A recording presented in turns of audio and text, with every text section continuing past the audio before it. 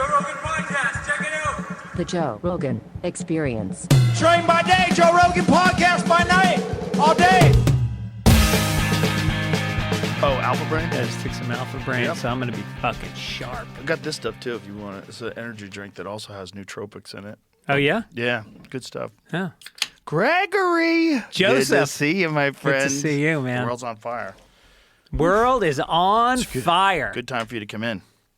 Whew. I mean, I literally, talked about being addicted to your scroll. I got to really put the fucking phone down sometimes. I know. Yeah, it's not good. No. It's not good for your brain to see all the problems of the world all piling, and everything looks like it's about to blow up.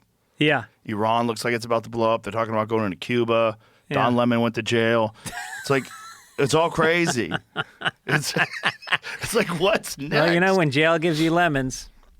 And it's also like, what's that whole theory about we're only supposed to be exposed to like 200 people in our life? Yeah. That's Dunbar's number. Yeah. Yeah. Right. Well, you only can keep that many people in your head.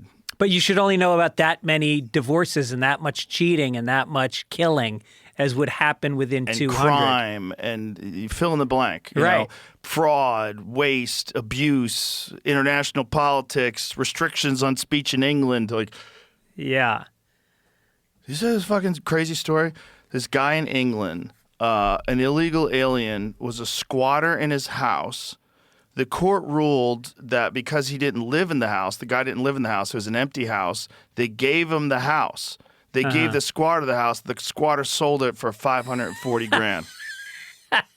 Squatter sold his house. Took his house because he was living it. And this guy was like a pensioner. He was just a guy who had like an extra house, like a fucking investment property. You're right. And this guy moved into it. Have you seen it, Jamie? I'm seeing something from a year ago. I don't know. Somebody sent it to me today. They had that in New York back in the 70s and 80s. There was a lot of empty units like down on the Lower East Side, like Tompkins Square Park area. There was a lot of squatting. Yeah, this is it.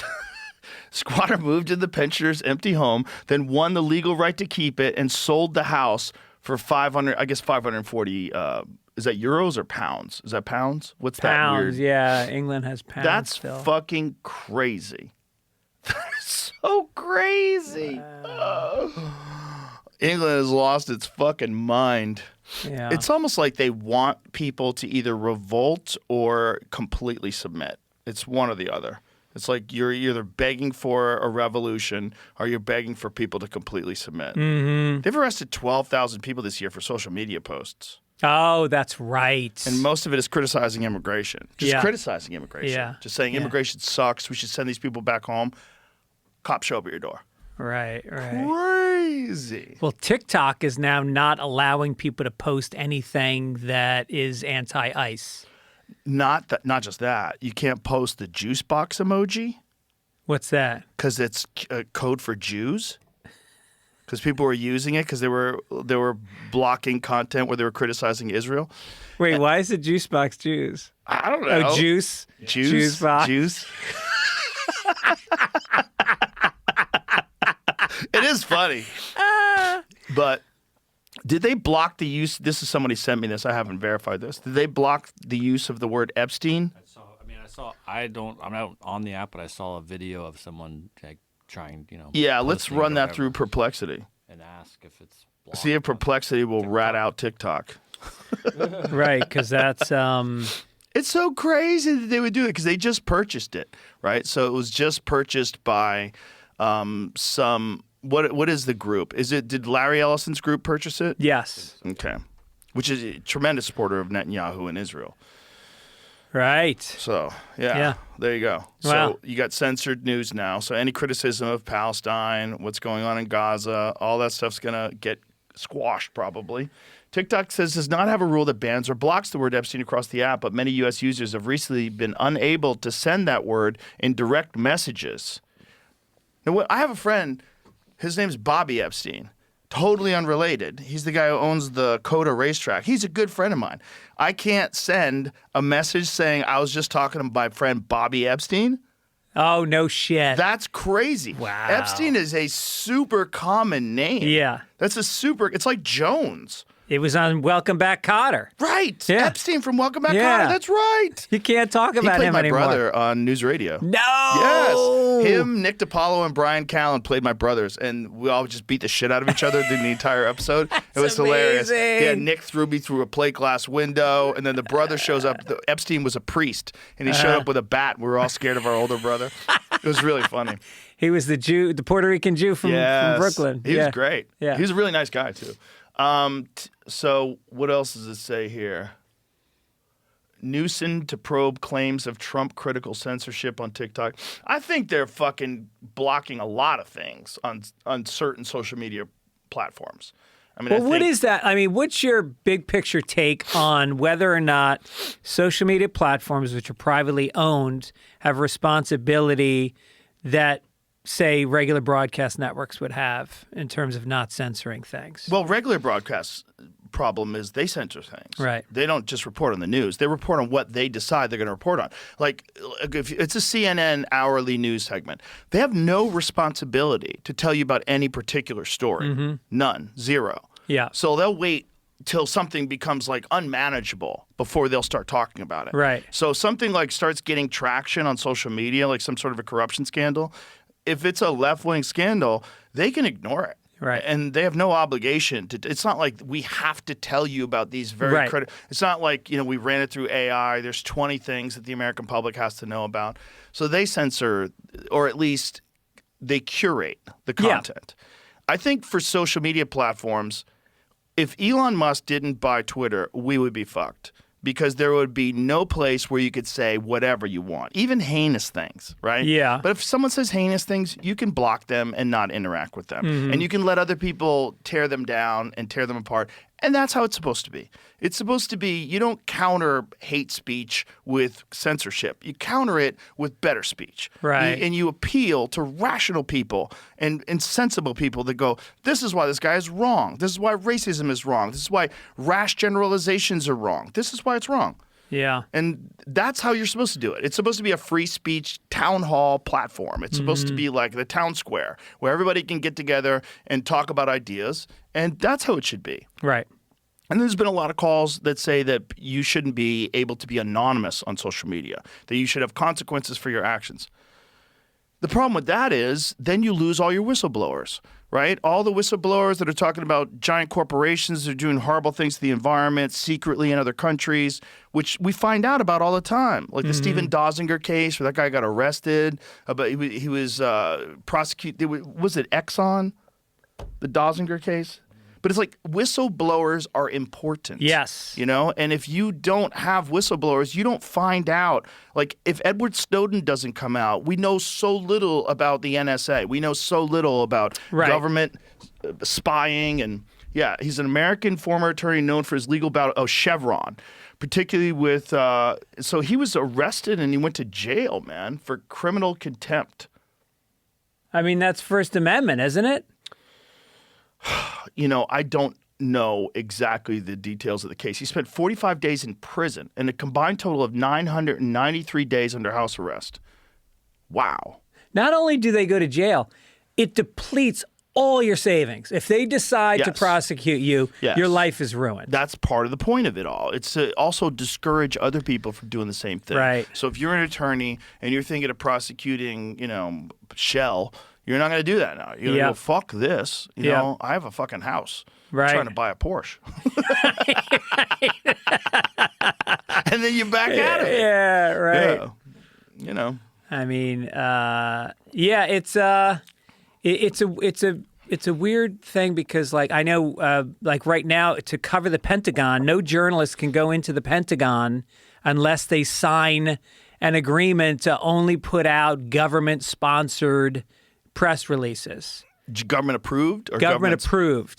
So now you've got very few people inside the Pentagon, which is where the whistleblowing was happening. They're in the back halls of the Pentagon. That's crazy.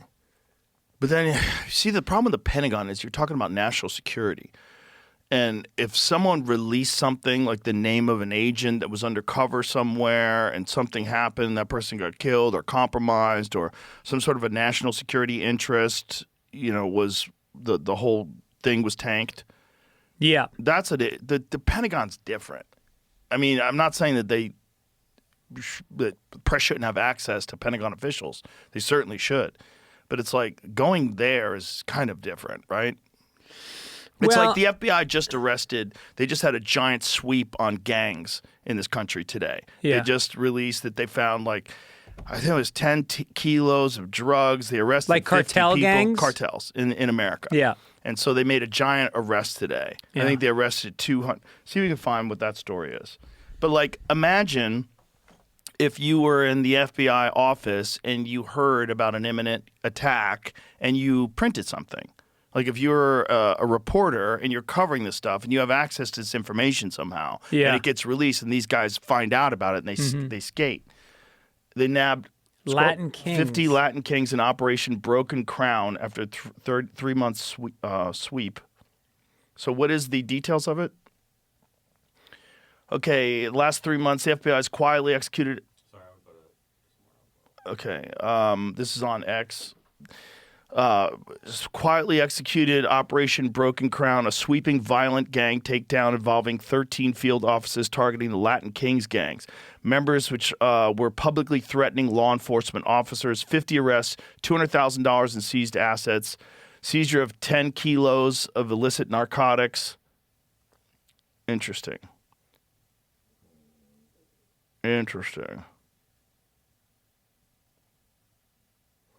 Well, so like that kind of a situation, you can't have access to that information before they do it. That has to be very tight-lipped, you know. But there's only a few of those kind of scenarios that I can imagine. But when it comes to like politicians and backdoor deals, like there should be live footage of it. It should be you live only streamed. found out about the illegal bombings in Cambodia because there was a whistleblower inside of the Pentagon. Exactly. So it does. You Yeah. do need some access. Yeah, but it's like, well, you need whistleblowers, right? Right. But it's like, how many people? Here's the thing about like intelligence agencies, and there's a lot of good people that are working there. It's like we judge them based on the evil people that are probably the ones with the most power. You know, Yes. there's probably a lot of like mid-level people working at the Pentagon, working at the CIA, working everywhere that are good people. Oh, are you kidding me? These are people that have dedicated their lives to trying to, you know, I believe I'm the same way with cops. I think, you know, I Yes. got 3 good buddies that are cops, and they are absolutely went into it the way a social worker goes into it. Yes. And then there's the evil ones that, you know, I think it was worse. I think back, like, you know, back in the days of like Serpico. You ever see that movie? Like it was literally like the entire force was in on it. Yeah. You know, there was fucking legal gambling, legal drug dealing. Nobody got touched. Yep. Yeah, they've always done that. I mean, that's how they ran the mob in Vegas. Yeah. The mob ran Vegas with the cops. Oh, yeah, we were just talking about that outside. Like, Yeah. why was Vegas and Atlantic City the only places allowed to, I don't know why I have stupidly gambling. asked that. Like, Jamie's like, because of the mob, asshole. Yeah, fucking duh. Well, it was the mob, and I think Nevada, there was also, see if this is true. There was supposedly a connection between the testing of nuclear weapons and then allowing the city, or the state rather, to have gambling. Because Nevada was one of the rare places where they like routinely tested nuclear weapons. Oh, yeah. I don't know if you've ever seen the video that shows a history of all the atomic bombs going off in the United No. States. The video is crazy because it starts with the first test. Starts with the Trinity test. They do the couple in the ocean. What's the matter? What's so funny? Just the way this is worded. What is it? I asked if there's a connection between nuclear tests and gambling in Las Vegas, and turns out, yeah, they would use it as a theme to attract gamblers. What? Come see a bomb. Yeah. From the early 1950s to the 1960s, Las Vegas casinos and tourism promoters actively used nearby nuclear weapons tests as themed attractions to draw gamblers and visitors. Holy shit, man. Bomb parties. It's like how Oh my God! They had bomb parties on the rooftop. They would watch. They'd stay up gambling, drinking, and then stepped outside to watch the blast on the horizon. With your wow. atomic cocktail. And your Oh atomic my hairdo. God! Dude, it's like how Caesars does fireworks now. They had atomic-themed promotions, atomic cocktails, atomic hairdos, nuclear pin-up imagery like Miss Atomic Blast.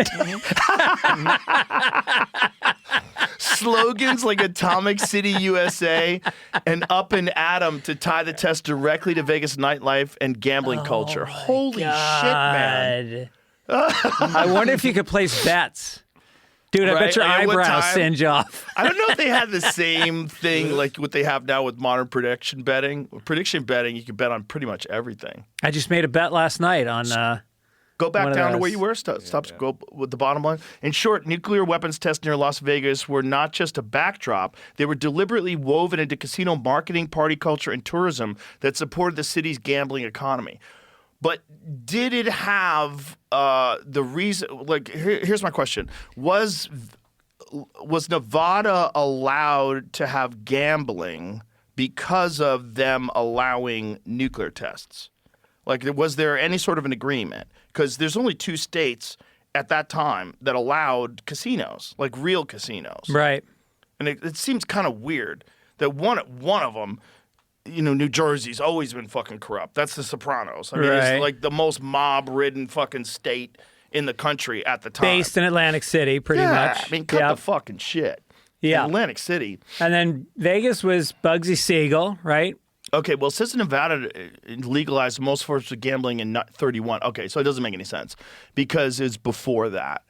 So it's the Great Depression, economic measure, track Okay. tours. So no, so that theory doesn't hold up. No, it's just, I didn't know that Vegas was started at 31. That's nuts. So basically, the Great Depression started, and then they launched Vegas as a way to raise money Which is for hilarious. Nevada. You have no money. There's no jobs. Why don't you gamble? What? My gamble is going to the food line, seeing if I can get a loaf of bread. That's my gamble today. You know what's crazy is that lake keeps drying up because they were having a drought. They keep finding bodies in the lake. No shit. Oh yeah. Like those metal barrels with like bodies inside of them. They've found quite a few of them. How many bodies have they found? Is it Lake Mead, I believe? Yeah, so as it's drying up, it's at like it was. I think it's probably picked up a little bit, but at one point in time was at a historic low. Yeah. And so they were finding these fucking dead bodies. I think they found like a half a dozen of them, and I think they think there's a whole lot more in there. No shit. As of latest reporting, at least 6 separate discoveries of human remains, were made in Lake Mead in 2022 as the water level dropped, representing at least several different individuals. Wow. Find out that thing where they stopped searching for guns and bodies. I think it was in MacArthur Park and why they did that. David Tell, back in his Insomniac days, used to hung out with some dark motherfuckers in New York. Oh, yeah. And he used to bring this guy in who was he was a New York City cop, and they basically said, we'll double your pay and give you early retirement if you put on a frog suit every night and you go out into, I think it was Flushing Bay, one of the bays out in Queens, which was a famous place where the mob was dropping bodies. And the guy would go into the water in a frog suit, and he'd wait by this bridge.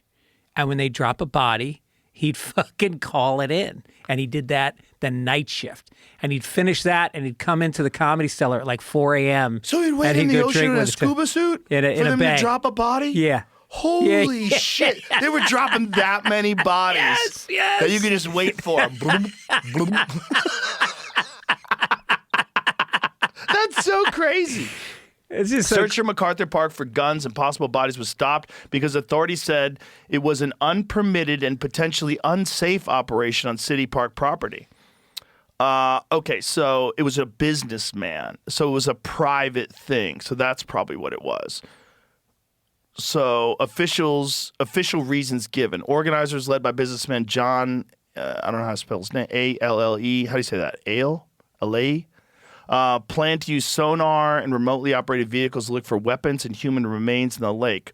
Los Angeles Park Rangers halted the effort before the sonar entered the water, saying the team did not have the required permits or clearances. Okay. Why didn't you guys do that, though? If this guy really thinks that there could be bodies and guns in the lake, why wouldn't you guys search for bodies and guns if someone could search for it? Right. It seems like there's probably a lot of people missing, a lot of crimes that could be solved, a lot of resources that have already been spent on cases. You could probably get to the bottom of a lot of things. Alay Ale, I don't know how to say his name, said families of missing people, some of whom were last seen near MacArthur Park, had reached out to him for help, which inspired the idea of a large-scale sonar search of the lake. There's evidence down there for crimes, he said. We'll identify it with photography, and the city will have to extract it. It also could be these are homeless people, and They the can't government swim. doesn't give a shit. Yeah. They can't swim. Yeah. Come on, they were kids once. It's hard to swim when you're on meth. You get bad cardio. You know, if one guy says, this is the last day I do meth, today I get in shape, and he tries to swim across the lake and fucking strokes out in the middle This of it. is my day. Never gave him oh, geez, I'm in there. What are they saying about me? It's just an article. It's an ad. Oh, it's an ad? That's basically it's an ad down at the bottom. Oh, I mocked the AI generated. That was crazy. The AI generated photo that MSNBC put up of the guy who got shot in Minneapolis. They changed his appearance. Alex Preddy? Yes, They changed his appearance in they what made way? him handsome. Oh, they did? You haven't seen it? No. You have to see it. You have Yeah. to see it. It's there. I don't know who's doing this. Yeah. It's almost like someone from the Republican side is like a secret plant at MSNBC because they know that stuff like this is going to get caught. Look at the difference between the one on the left and one on the right. Well, the nose looks blurry on the one on the left. Well, that's his nose. That's what he looks Yeah. like. It's just a shitty picture. But they cleaned the picture up. They made his gave him a nose tan. smaller. They gave him a tan. They made his forehead shorter. They made his jaw wider. They made his shoulders thicker. Yeah. They gave him more bicep. They made him more handsome. They made his neck thicker. He looks better. Yep. The guy on the right looks like a good-looking guy. The guy Yeah. on the left looks, like Ari's unfortunate brother.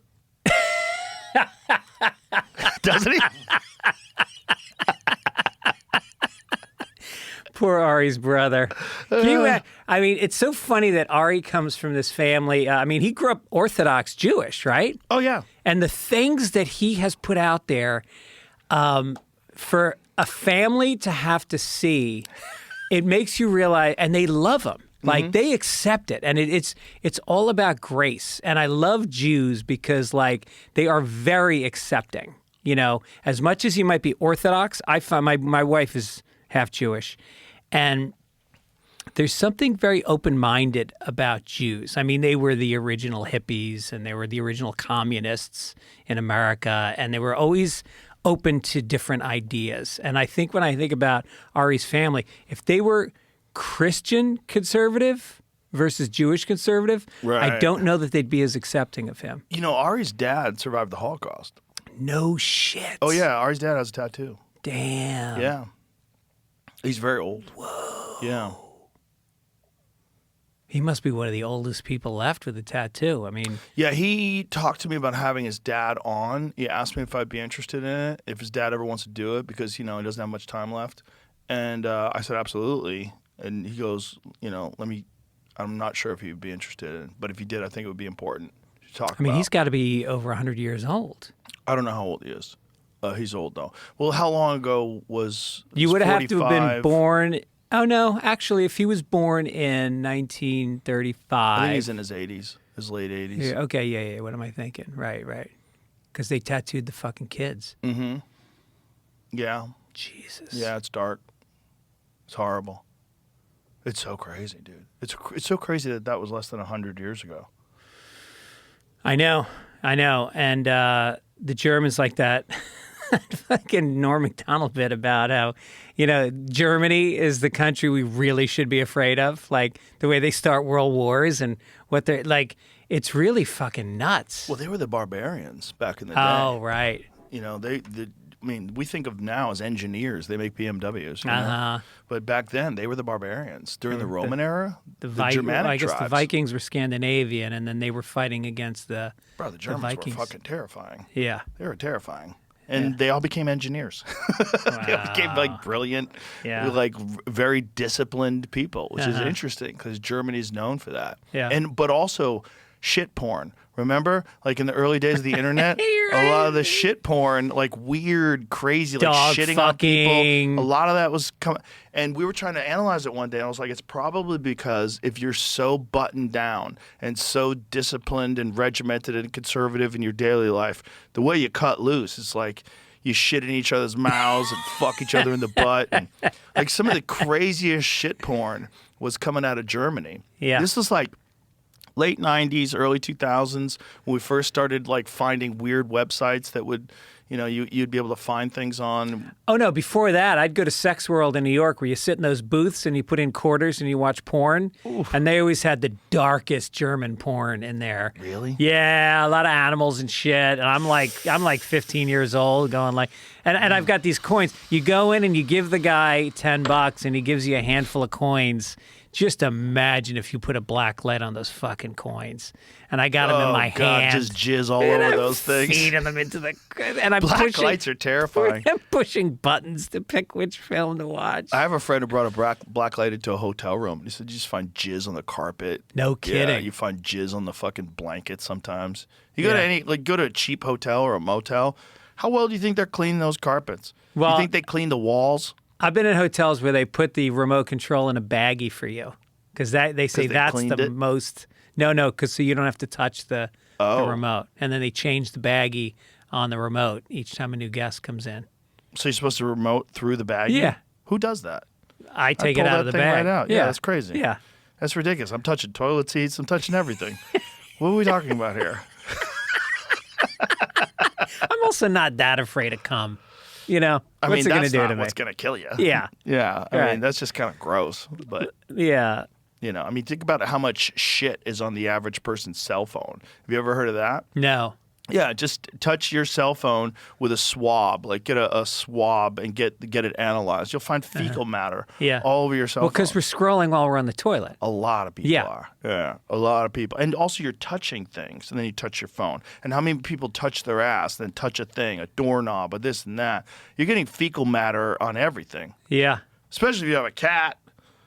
I used to think about that all the time when I had cats. Like the cats are in the shit box, they're scratching around there, and then they're walking on your counter. Yeah. They're walking. They don't give a fuck where they go. They go everywhere. Yeah. And you don't care. You're like, hey, buddy. Yep. You pet them when they're on the counter. You want their shit in their paws. Then your dog licks his asshole and then people have him lick their face. They lick my face. Really? Oh yeah. No. Yeah, I let him give me kisses. Have you seen him lick his asshole? I have.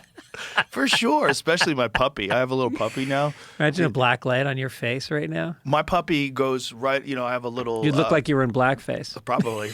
Just splatter like I'm the Joker. Al Jolson. I have a puppy he's a King Charles Cavalier. He's a little tiny, cute. He's so fucking cute. And then I have the golden retriever. And the puppy runs right up to the golden retriever, sticks his face in his dick, and then sticks his face in his asshole. And that's the first thing he does to him every time. Face on the dick, face on the asshole. I'm like, bro. Wow. What are you doing? Yeah. That's just dogs. Yeah. That's what they do. It's funny how they keep. Yeah, I had 2 dogs, and they did that. Yeah, every fucking day they sniffed each other. Like, you know, I mean, I guess that's how they know if something changed. Maybe they know if the other dog is sick or if the other dog is breeding with another dog.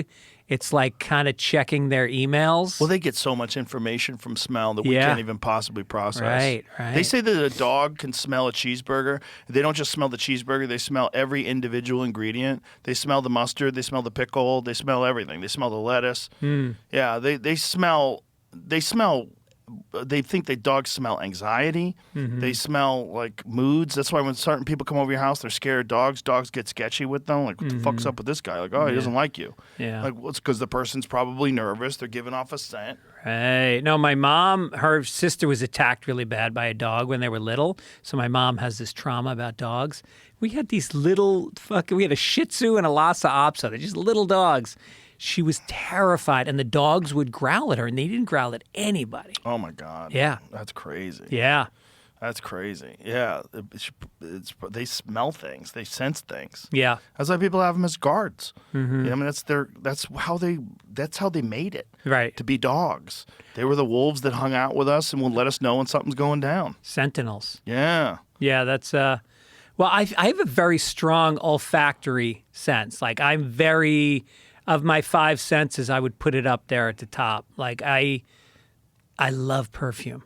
Really? I love perfume. I don't like when women wear too much of it and then they hug you at the Comedy Store and then you go home and you smell like fucking perfume. You're like, honey, it's just Whitney Cummings has this new Chanel.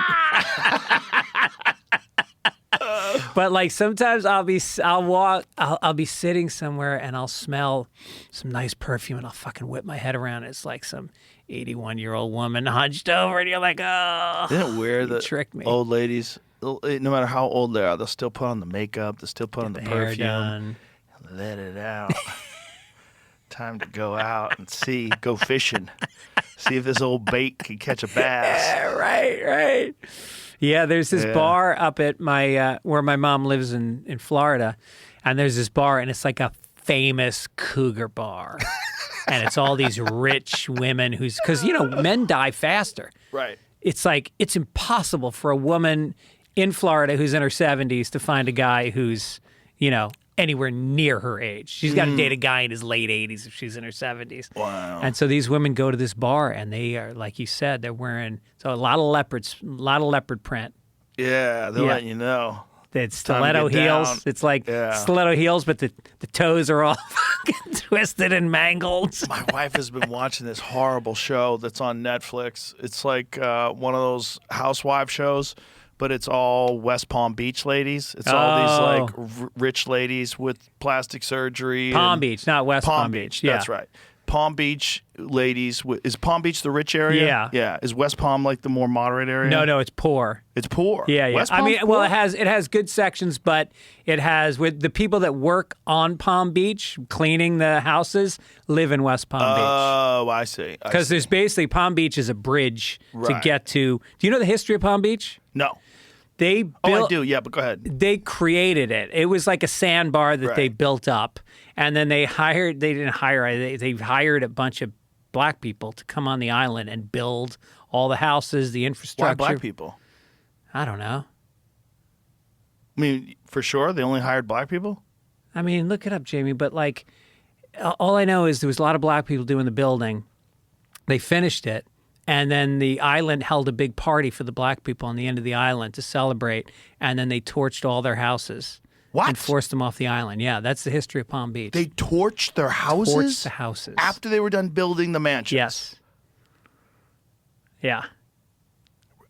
And it's probably the wealthiest piece of real estate in the country right now. So many people are fucking evil. That's so...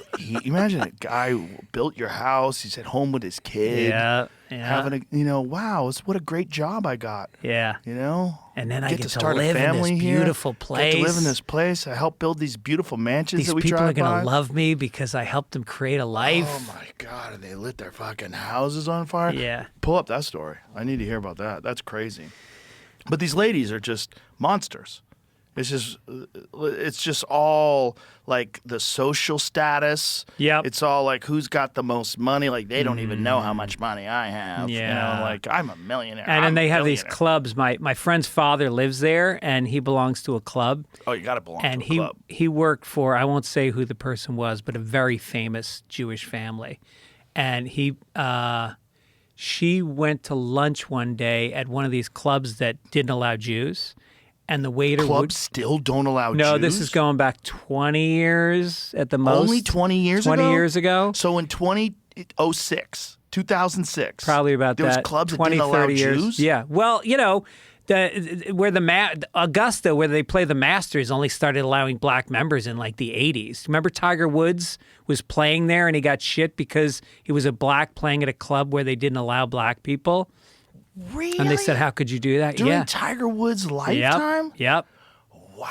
Yeah. Wow. So anyway, so this Jewish woman goes to the club. The waiter wouldn't come over to the table. And finally the member went over and goes, what's going on? We can't serve her. How'd they even know she was Jewish? She's famous. Oh. Yeah. I think I can say who it is. It was Estee Lauder's wife. Wow. Yeah. Or was Estee Lauder the woman? Yeah. I don't know. Sounds Estee like a Lauder woman. is the woman. It was her. Wow. One of the richest women in the country. Wow. Yeah. We can't we can't serve her because of her religion. Yeah. Yeah. Wow. And that was 2006? Hey, but Something country like that? clubs, the rule on it was, well, look, the Friars We Club. need to make sure that's true.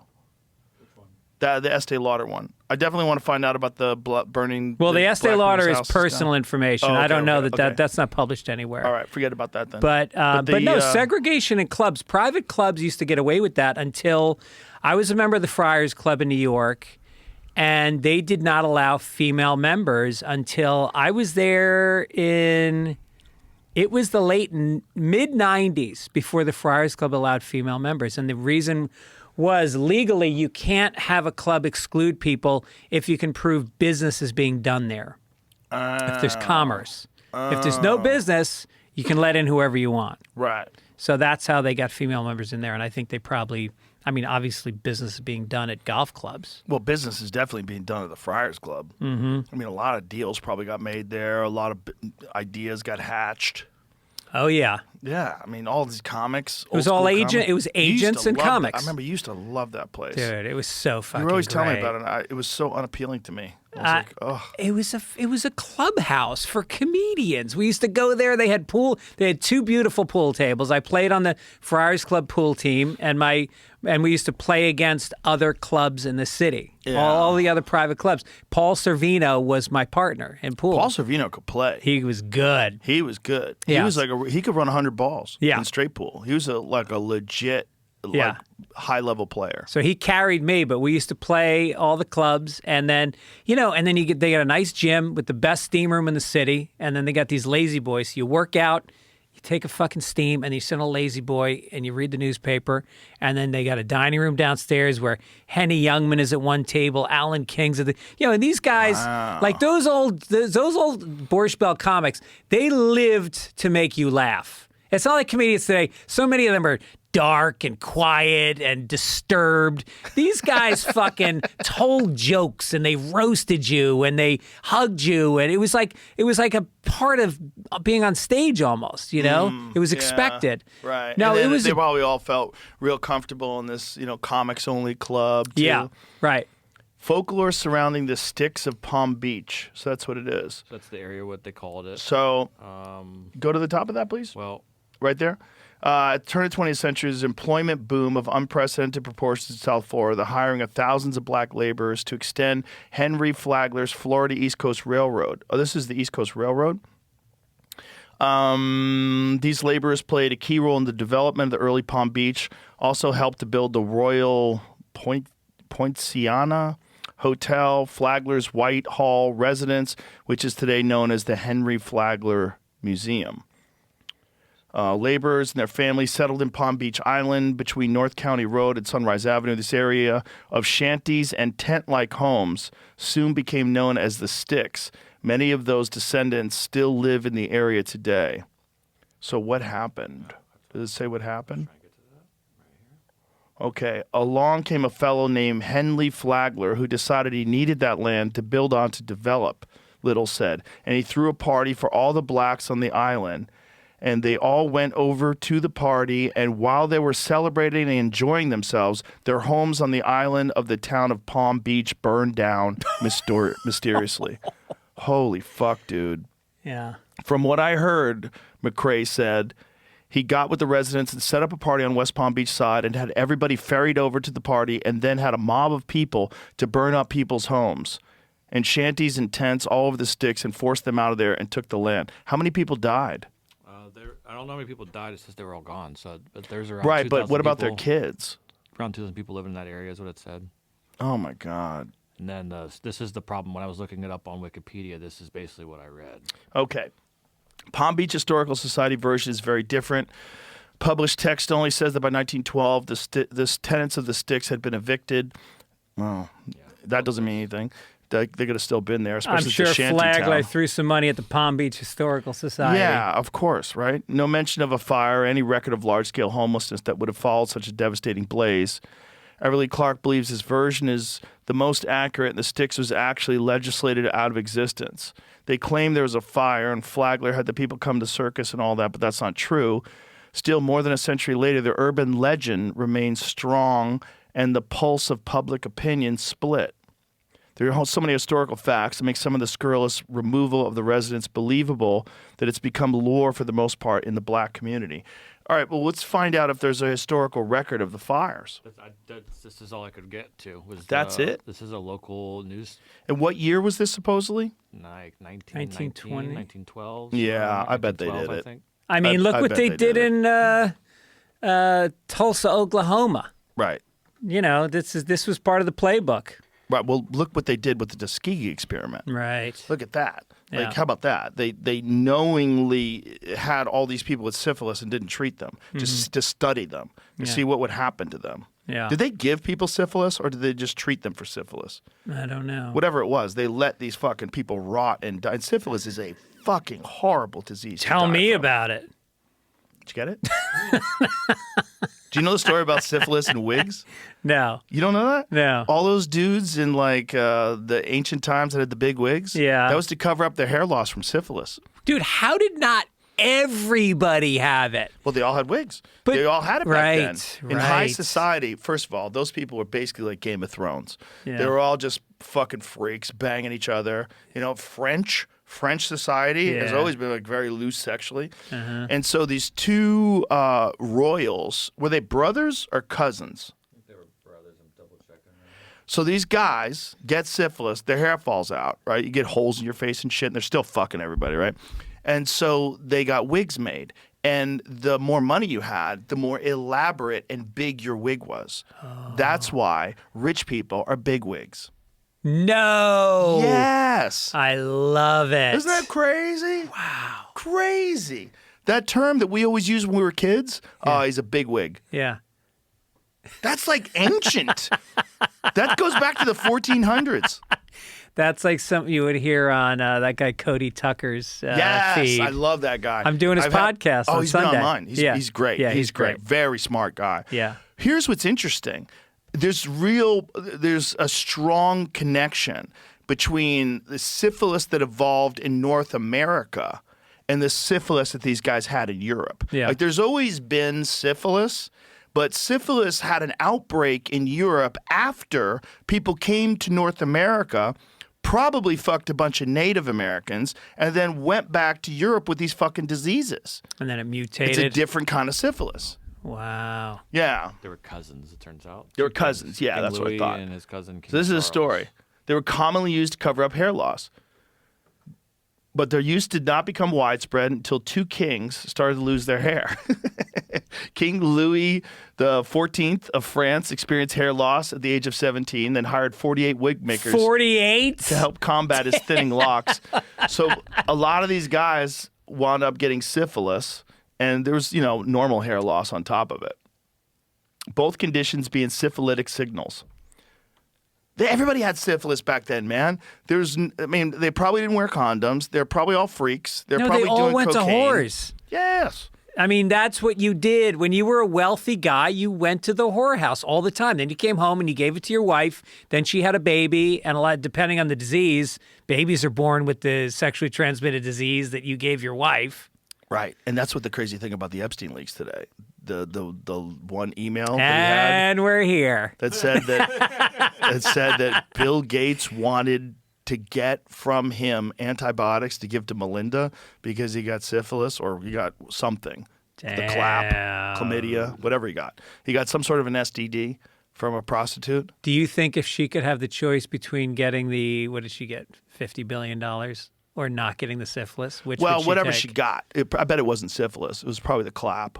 It was probably chlamydia or something like that. That's no big deal. But if who knows if that's true though? Here's the thing: like Epstein clearly was some sort of a blackmailer, and this is an email that Epstein wrote, so it could be complete fiction.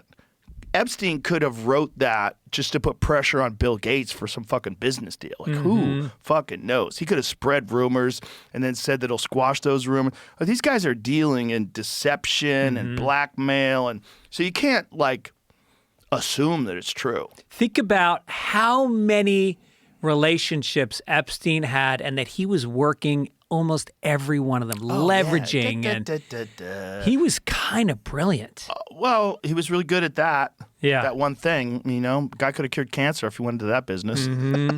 Well, he was into science, yeah. Yes.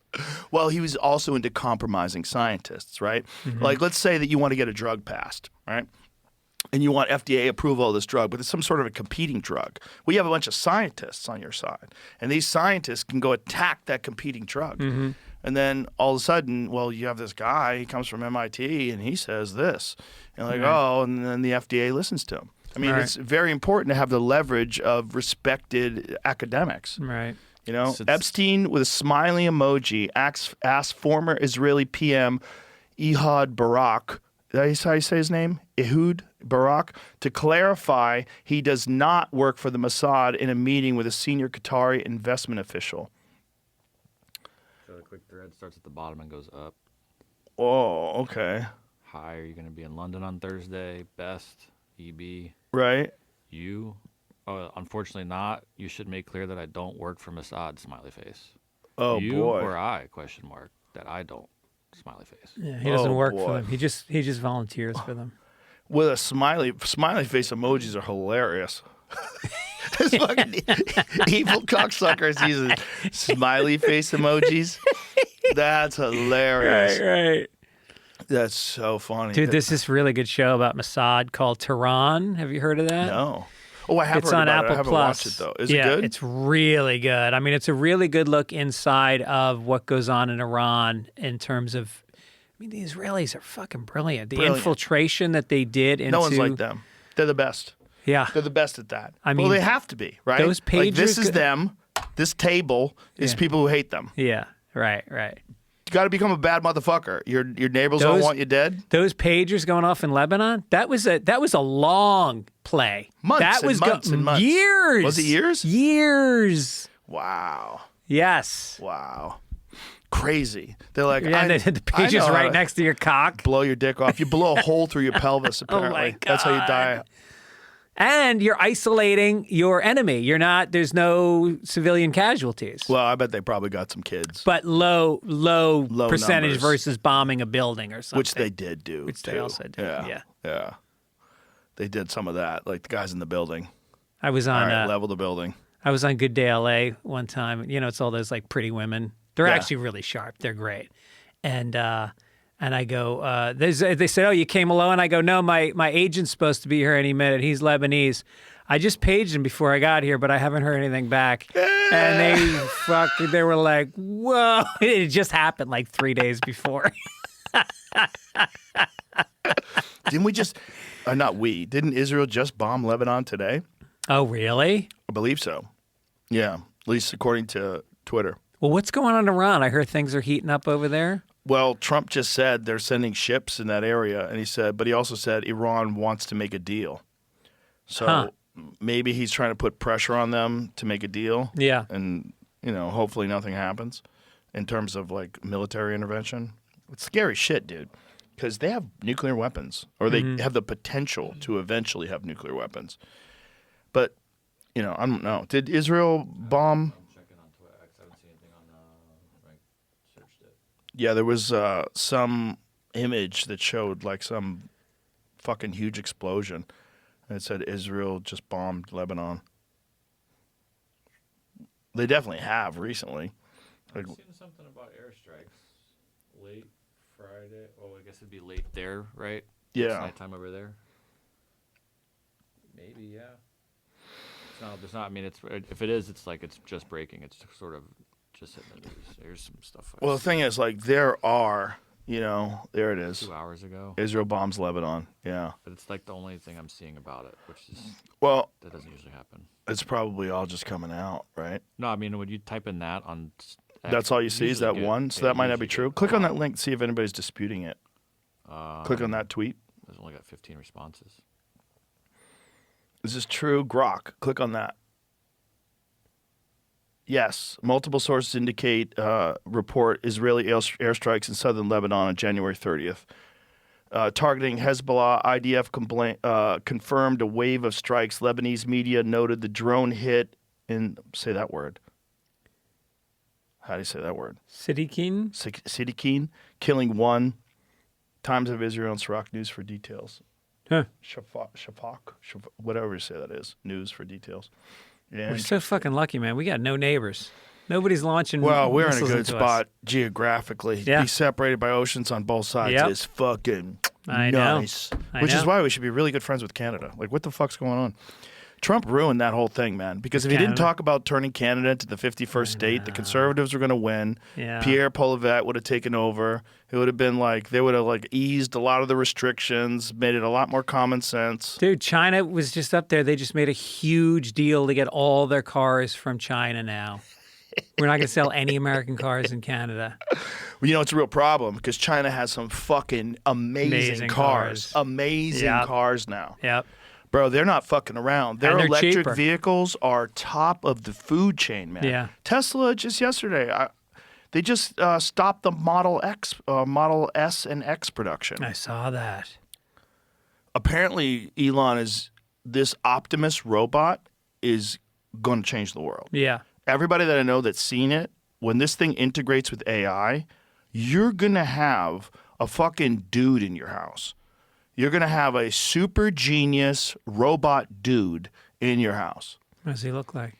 Looks like iRobot. And he's going to be able to do whatever the fuck you need him to do. Go dig a ditch. Go do this. Take out the garbage. You know what's fucking great is for old people that live alone. 100%. They know everything about your life. They could actually hold a conversation with you. Yes. Show pictures of your fucking grandkids on their chest while they know your interests, ask you memories. All people want to do is talk about, memories, and They'll they're going show to you. listen. Yeah. They'll talk to you. Yeah. Not only that, they'll confirm all of your delusions.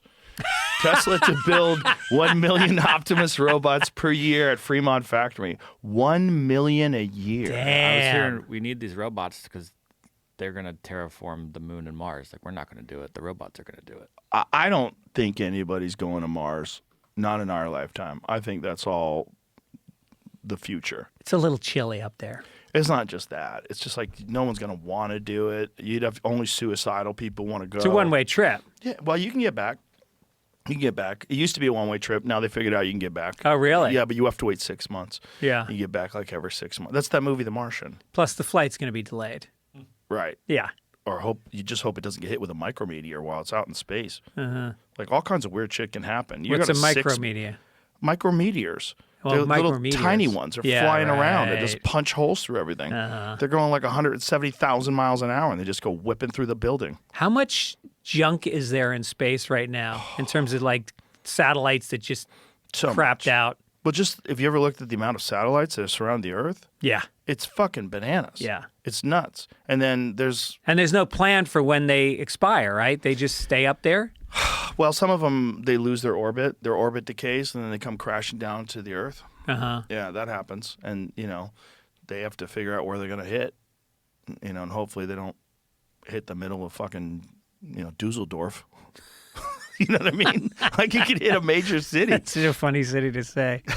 Dusseldorf.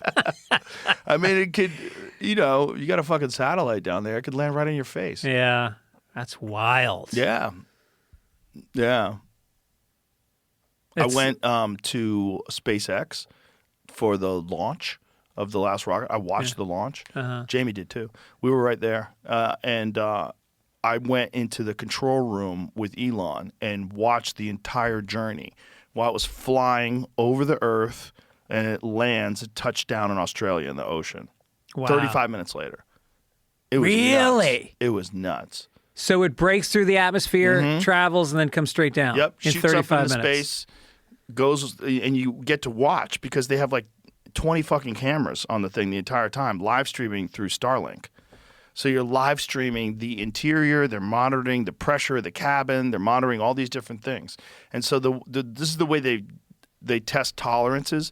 It's like when a lot of people say, "Oh, his rockets blow up. He's a dumbass." They want the rockets to blow up.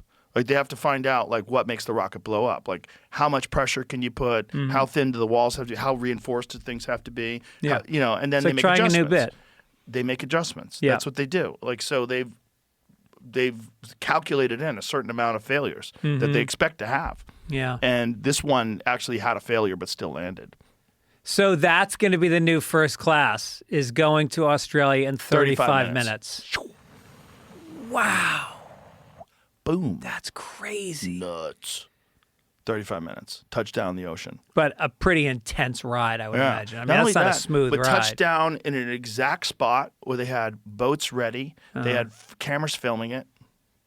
They filmed the entire touchdown. Does from it the have outside. to be over the ocean, or can they land on land? Well, his rockets can now land on land. You've seen how that thing comes down and lands on the ground, which is bananas. And then they stop landing them on the ground. Now they catch them with arms. It's even more efficient. You've seen that, right? Well, because Goes to these NASA was robot wasting arms, so it's much money because every single rocket was ruined when it came back. Well, you know what's crazy? NASA is about to launch the Artemis mission, and no one's talking about it. Where's that NASA going? They're sending people around the moon and having them come back to Earth, and you hear nothing about it. Like, have you heard about it? No. Me neither. You know how I found out about it? Somebody asked me at the club. Some guy in the audience said, "What do you think about the Artemis mission?" I go, "What is it?" And he's like, "NASA's got a mission that they're flying people around the moon." I'm like, "When?" He's like, "February." I'm like, "Come on, really?" Well, what's the mission? What are they trying to do? I don't know. Let's find out. Artemis They're 2. not landing on the moon. Not this time.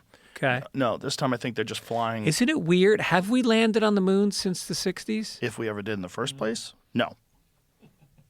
If Are we you ever being did in the serious? first place. Yeah. I don't know if we did. I don't know if we did either. I used to believe it before COVID. No, I didn't. I didn't believe it for a long time, and then I said I'm probably wrong. I don't know what I'm talking about. Let me just leave it alone. And then I got back into it again, and I was like, but it doesn't make any sense.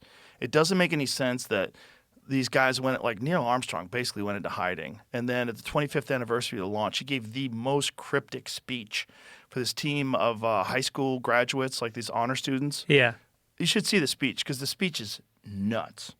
And then I went back and watched the post-flight press conference when they supposedly landed after they landed on the moon and came back home.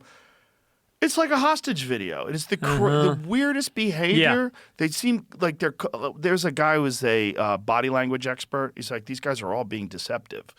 He analyzed it on YouTube, and he's like, this guy, what he's doing here, like this guy's being deceptive. This is clear deceptive behavior. I mean, I've checked it so many times online, and everybody said it's been refused. But my whole thing is like, but it hasn't. It was 1969. I had a 69 Chevy, and I used to drive it from Boston to New York, and it would break down about half the time. Yeah, but that's different. That's different. Is it? Yeah. It's still it was a gas-powered engine. Right, but it could go if you had to take one trip with it, it would make it. They were just not that good over time. You know, I mean, how they much? weren't that reliable. What was the equivalent computing power that they had on that Apollo that we would have? Is it our phone? Your phone is way more powerful. Yeah. You're way more powerful than a room of supercomputers. However, it doesn't take like immense computing power once you've got the calculations and you understand the trajectory and that you're going to use the gravity of the moon, you're going to slingshot around the moon and come back. That's not the problem. The problem is the Van Allen radiation belts. There's a thick band of radiation that surrounds the Earth. And not just that, but they tried experiments to blow holes in that radiation belt. There's this thing called Operation Starfish Prime, where they launched nukes into space and had them detonate them in the belts. And they thought they got blow a hole through it. Did the opposite. Made the belt supercharged. Made it way more radioactive. Yeah. Yeah. At least temporarily. The problem is they've never sent anything out into deep space and had it come back alive, except the Apollo astronauts. They never even sent a chicken out there and had it come back alive. There's all sorts of crazy shit with radiation and solar. If there was any sort of solar flare, everyone's dead. Yeah. If there's any sort of like weirdness, space weirdness, radiation weirdness, dead. Very little protection, thin aluminum shield. It just didn't make any sense. And also, there's not been a single thing from 1969 that's not cheaper, easier, and better today other than the moon landing. And we haven't done it. Yeah, we haven't done it since 72. They went. Isn't that crazy? It's nuts. It doesn't seem real. Yeah. It was also the first time. By the way, where, can I just stop for a moment and go, having a talk about moon landing with Joe Rogan is a little bit like playing like pickup basketball with the Celtics. It's just a moment in time. I know too much. I know too much. I've spent a stupid amount of time of my life studying this. Yeah. It was also Werner von Braun, publicly said before he even got involved with NASA, you couldn't go to the moon. It's like it would take so much fuel to get there. The rockets would have to be so big to get there that it wouldn't be possible. And he also went to Antarctica before the moon landings to pick up moon rocks. Mm-hmm. It was a publicly known trip. Antarctica is a great place to get meteorites because it's all white. It's all just so when they land, you can see them. Yeah. And a lot of our meteorites come off the moon. The moon gets hit, chunk flies off, enters Earth's atmosphere, lands on Earth. Yeah. It's commonly known, right? So he did that. And then they gave away a piece of moon rock that they got from the moon to the Prime Minister of the Netherlands, I think. Look that up. And this is like Buzz Aldrin, Michael Collins, Neil Armstrong presented this. Like, look, sir, we've given you a chunk of the moon. Turned out it was a piece of petrified wood. They had it analyzed years later. It was not a moon rock. They just fuck these people. Yeah. Give them that fucking colored rock over there. Tell them it's from the moon. And somebody got suspicious. Like, what is this? It's like your wife finding out it's a cubic zirconium moon rock on turns her out finger. to be fake. Dutch National, boy, say that word. Rijksmuseum made an embarrassing announcement last week. One of its most loved possessions, a moon rock, is fake. It's just an old piece of petrified wood that's never been anywhere near the moon. And it was given to them. So, when was it given to them? Does it say? Okay. The rock was given as a private gift to former Prime Minister William Drees Jr. in 1969 by the U.S. Ambassador to the Netherlands, J. William Middendorf II, during a visit by the Apollo 11 astronauts Armstrong, Collins, and Aldrin soon after the first moon landing.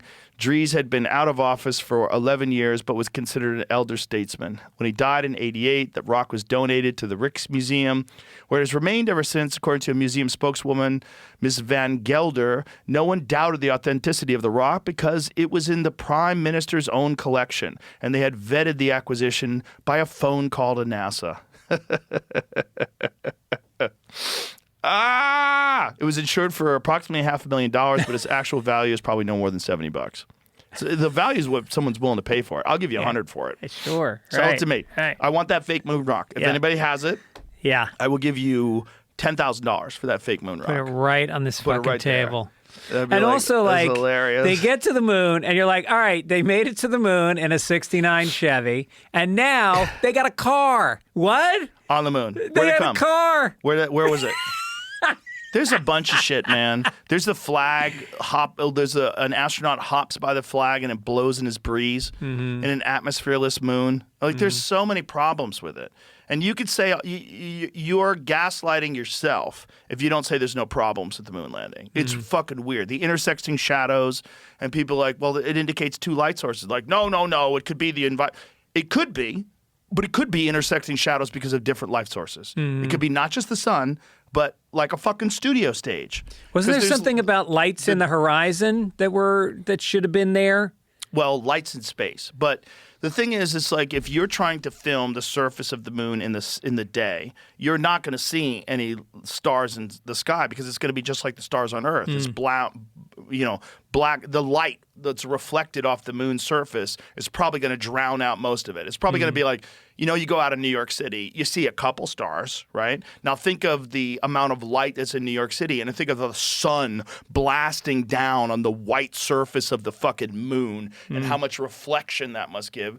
That makes sense. But it doesn't make sense that they didn't set a camera up with the aperture set up correctly, where you get a time-lapse photo so you could get images of space. Yeah. That could easily have been done. They didn't do any of that. But the problem with that is if you took a photo from the moon, astronomers would be able to go, well, that doesn't make any sense. This is not here. That's not there. That's not where these constellations would be. So it's too much work to place all the stars in the exact order. So just have it black. Have it black. Yeah. Find the Apollo, the speech by Neil Armstrong at the 25th anniversary, because this speech is bananas. It's so cryptic. This is a guy who went to the moon, and he's talking to these genius kids, and instead of saying, "Hey, we went to the moon," listen to what he says, because it's fucking kooky. Put on the headphones. Oh, you gotta find it. That's not on your desktop, Jamie? That should be in a folder, a saved folder. We pulled that thing up about 30 times. There's a lot of weirdness to it. You know, and also you're dealing with 1969. Richard Nixon's president. They lied about everything. They lied about going into the Vietnam War. They were about to do Operation Northwoods, where they're going to bomb Guantanamo Bay and blame it on the Cubans so that we can go to war with Cuba. They were going to blow up an American jetliner and blame it on Cuba. There was all the lies about drugs to start the war on drugs. Put the headphones on real quick. Listen to this. So this is the 25th anniversary. Let's play this. On the 25th anniversary of the event in 1994, Neil Armstrong made a rare public appearance and held back tears as he spoke these brief cryptic remarks before the next generation of taxpayers as they toured the White House. Today we have with us a group of students among America's best. To you we say, we have only completed a beginning. We leave you much that is undone. There are great ideas undiscovered, breakthroughs available to those who can remove one of truth's protective layers. What does that mean? One of truth's protective layers? That's odd. Beyond. You're talking to genius kids and you're leaving a cryptic mark about truth's protect. How about saying, I went to the fucking moon, bitch. You can go to the moon too. We could all go to the moon. We should go to Mars. We could colonize space. No. Great breakthroughs for those who could remove one of truth's protective layers. Truth. Protective, like, there's great breakthroughs, but you have to realize we didn't really go to the moon. Okay? That is one of truth's protective layers. Yeah. It's filled with, but you have to be willing to be looked at as a fool. Didn't Kubrick say that he shot the footage? No, that's all fake. Oh. That's all fake. Yeah, that's the big rumor. So the thought was that Kubrick was involved because it would take a genius to be able to film it to make it look like the moon landing. Could be possible. You're dealing with Kubrick that was coinciding with 2001: Space Odyssey. It was at the same time that all this was going on. During the same time period. So if there was a guy that could do it, it would be Kubrick. But is there any evidence that Kubrick even talked to them? I don't know. You would have to have someone like him, though. Yeah. Because you're faking this thing and you're trying to make it look pretty realistic. There's other problems. There's reoccurring backgrounds that are from places that are nowhere near the same place. But if you overlay them, they look exactly the same, like the same mountains in the background, the same topography rather. You can go for weeks and weeks down this rabbit hole and lose your fucking marbles. Yeah. What I like about it is if you're talking to someone annoying and they want to talk to you about like serious stuff and you go, I don't even think we went to the moon. They go, I gotta go. They just leave you alone. I love it. They leave you alone. Yeah. It's It's great for me, who has a bunch of like very public opinions about things. Like, please dismiss me. I should not be a voice of like any kind of voice of authority or any kind of voice of what's true and what's not. I'm just talking shit, okay? That's what I do. I'm not some official source of information. I don't want to be. So, like, I like talking about the moon landing because they go, he doesn't even believe we went to the moon. You're right. I don't. Good. Yeah. Don't listen to me. You don't have to listen to me. I'm not saying I'm right. But what I am saying is if there's one fucking conspiracy that I think is the most unlikely, the most preposterous in the public eyes, but might be true, it's that we didn't go to the moon. I remember I hadn't smoked pot because I haven't drank in 35 years, and I didn't smoke pot for 20. And then one night I was with my buddy, Ross Broccoli. I don't know if you remember that guy. He was a comic out of New York. And he had a pickup truck, and I was doing a gig in Omaha. So he lives on a farm in Lincoln, picks me up in this old pickup truck, and we smoke pot on the way back from the gig. And then we get to his house, and we start showing me footage of the moon landing.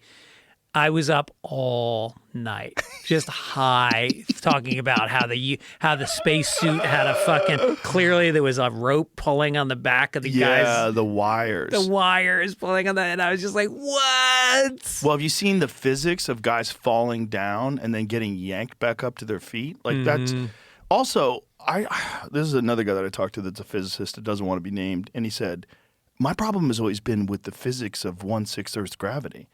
He goes, those people are not behaving like it's 1/6 Earth's gravity. He goes, when I look at it, it looks like it's in slow motion, but there's no indication that they can do things that you can't do in regular gravity.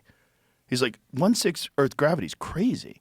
Like, could you imagine? Like, look, I weigh 200 pounds. Imagine if I weighed 1/6 of 200 pounds with 200 pounds of strength, how high I could jump.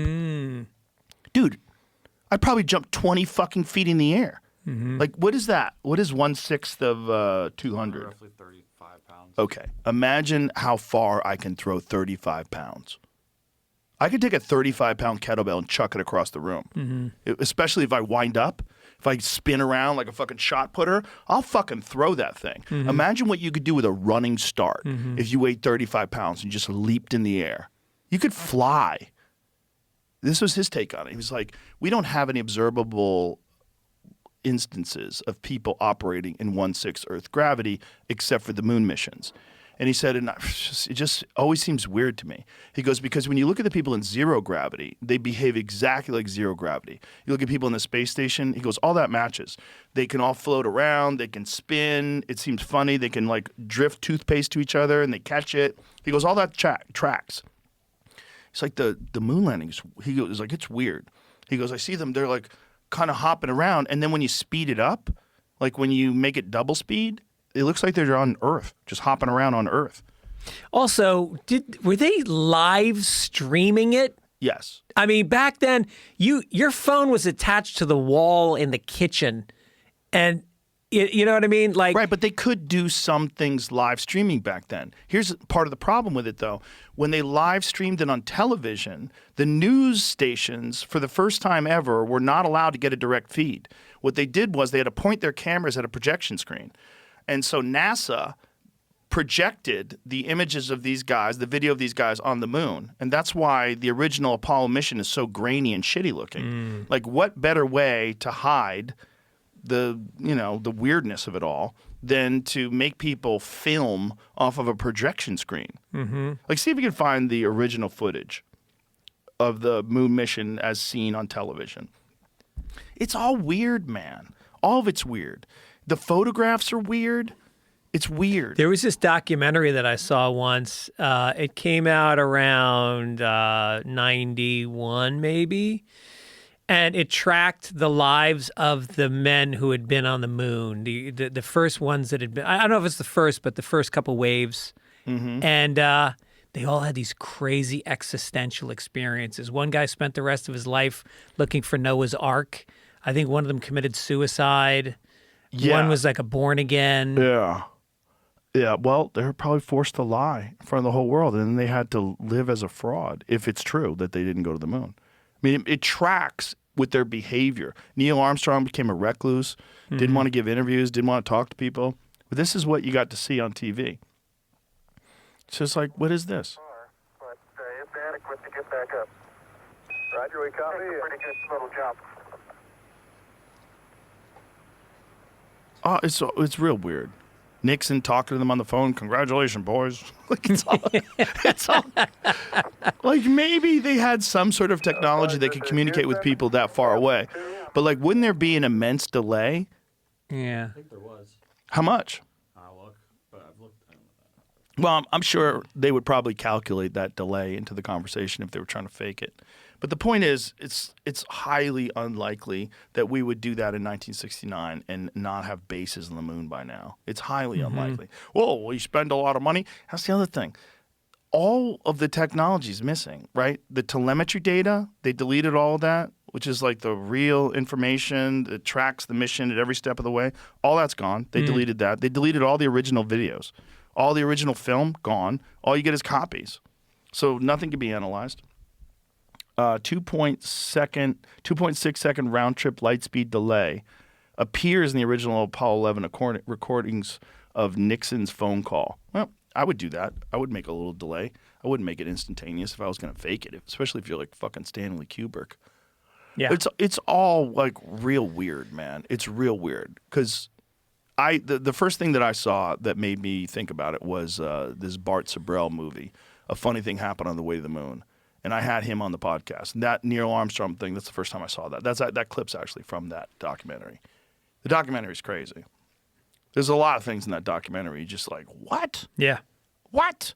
But a lot of those astronauts got real fucking weird when they came back.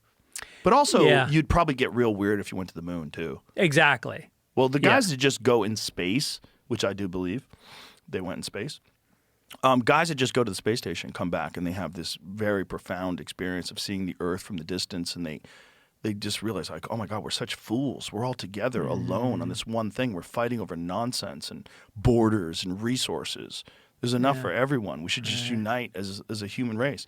And it's this they all have a very similar kind of epiphany when they go up there, which makes sense. I mean, you're way up you're 300 miles above the Earth looking down on it, thinking of how important this blue circle is to you. All right. I mean, that would weird you out, period. I think it'd be good for people. The more people that can see that, the better. Oh, yeah. Look what it did for Katy Perry. She came back. Like what it did for her career. It literally ruined her career. I don't understand why it ruined her. Like, what was the big deal? I don't know. It was... People were mad at her. I feel like it's like that when you see certain actresses at the Oscars act like fucking lunatics. Like, I forget that woman's name, but some actress, and they overdo the speech, and everybody goes like, what a fucking phony weirdo. And then you just don't want to see their movies anymore. That is true. That does happen. Or they just talk too much about politics or social issues, like that poor girl that was a really young girl that played Snow White, and she tanked the movie. Oh, Nobody wanted to see the movie after she was talking. Like, oh, God. I know. Just shut up. These kids, they get so wrapped up in this social media echo chamber of being like a virtuous social justice warrior. And they want to use their platform and like, hey, honey, you're 19. Like, when I was 19, thank God nobody put a microphone in front of my face. Thank God. No one asked me what I thought about global events and world politics and social justice. Thank God. Thank God I didn't have Twitter. So I spoke to you on the phone about a month ago, and I started to tell you a story, and you had heard it, and you said, save it for the podcast. Yeah. All right, so I go to Alaska in October, and I'm doing a couple of shows, and so the guy that runs it says to me, I'd like to do something, outdoorsy while I'm here. It's still, it's early October, so it's not too cold yet. And he calls me back and he goes, well, I know this guy. He's got an outdoorsy company, and he's a fan of yours, and he wants to take you out on an adventure. And now I hear adventure, and I'm like, that sounds like more than I want. I was just looking for like maybe a quick day trip. And so, because I'm a pussy. I'm not like you. I don't want to fucking be outside that long. I love the indoors. The indoors is victory to me. And so the guy picks me up, and he's got a big pickup and a trailer on the back with a muddy dune buggy, and I get in, and he shakes my hand, and he's got a fucking rough grip. He's like, how you doing? And I immediately feel like such a pussy. And like my hand goes limp, and I'm like, hi. And so we start driving, and he was a really good guy, and I started to warm up to him. And then this police siren goes off behind us. So he starts pulling over, and he goes, this is bad. And I was like, what do you mean? I go, you didn't do anything. I go, this is fine. He goes, no. This is bad. I'm like, what? So we pull over, and I swear to God, every word of this is true. So this cop starts walking up towards the car. He's about 6'4", and as he walks, the guy driving hands me a baggie with white powder, and part of it spills on my pants. And he goes, "Hide this." So I shove it under. So I shove it under the car seat. God.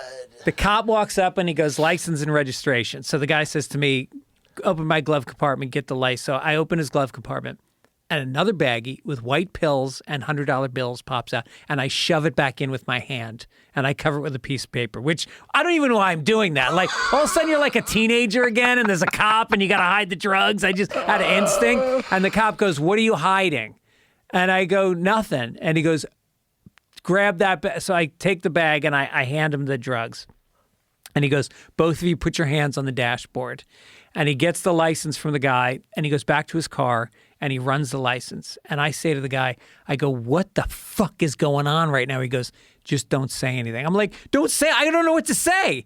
So the cop comes back and he goes, do you realize you have 2 outstanding felony warrants? And the guy goes, yeah. Yeah. And he goes, do you have any guns in the car? And I'm thinking, I would imagine, yeah, probably. And the guy goes, no, I don't have any guns. So he takes the guy out of the car, cuffs him, brings him back to the squad car. And now he comes back up to the car and he goes, I'm not coming closer. He's standing like 5 feet from the window. He goes, I'm not coming closer because that's fentanyl on your pants. And I'm like, what? And he goes, I go, look, man, I met this guy 20 minutes ago. I said, I'm a comedian. I'm just up here doing a show tonight. And he goes, I'm not buying your story. And I said, why not? He goes, because California is a drug feeder state. And you say you're a comedian and you haven't said anything funny. I'm like, when was I supposed to? Should I roast you right now? You didn't tell him, just Google me real quick. Yeah. So he goes, how are you feeling? Are you feeling any effects from the fentanyl? I go, yeah. I said, I feel very lightheaded. I feel weird right now. So the guy says, well, where did you get the drugs? I said, the glove compartment. He goes, he said they're yours. I go, he said they're my drug. So he goes, get out of the car. I have a Narcan in my squad car. So I get out of the car and I walk back to the car with him. You're feeling lightheaded? Oh, yeah. From it being on your pants. So we get back to the squad car. Oh He opens the back door. My guy gets out of the car with the cuffs on. They both look at me. They break out laughing and they go, we're coming to your comedy show tonight. The whole thing was a prank.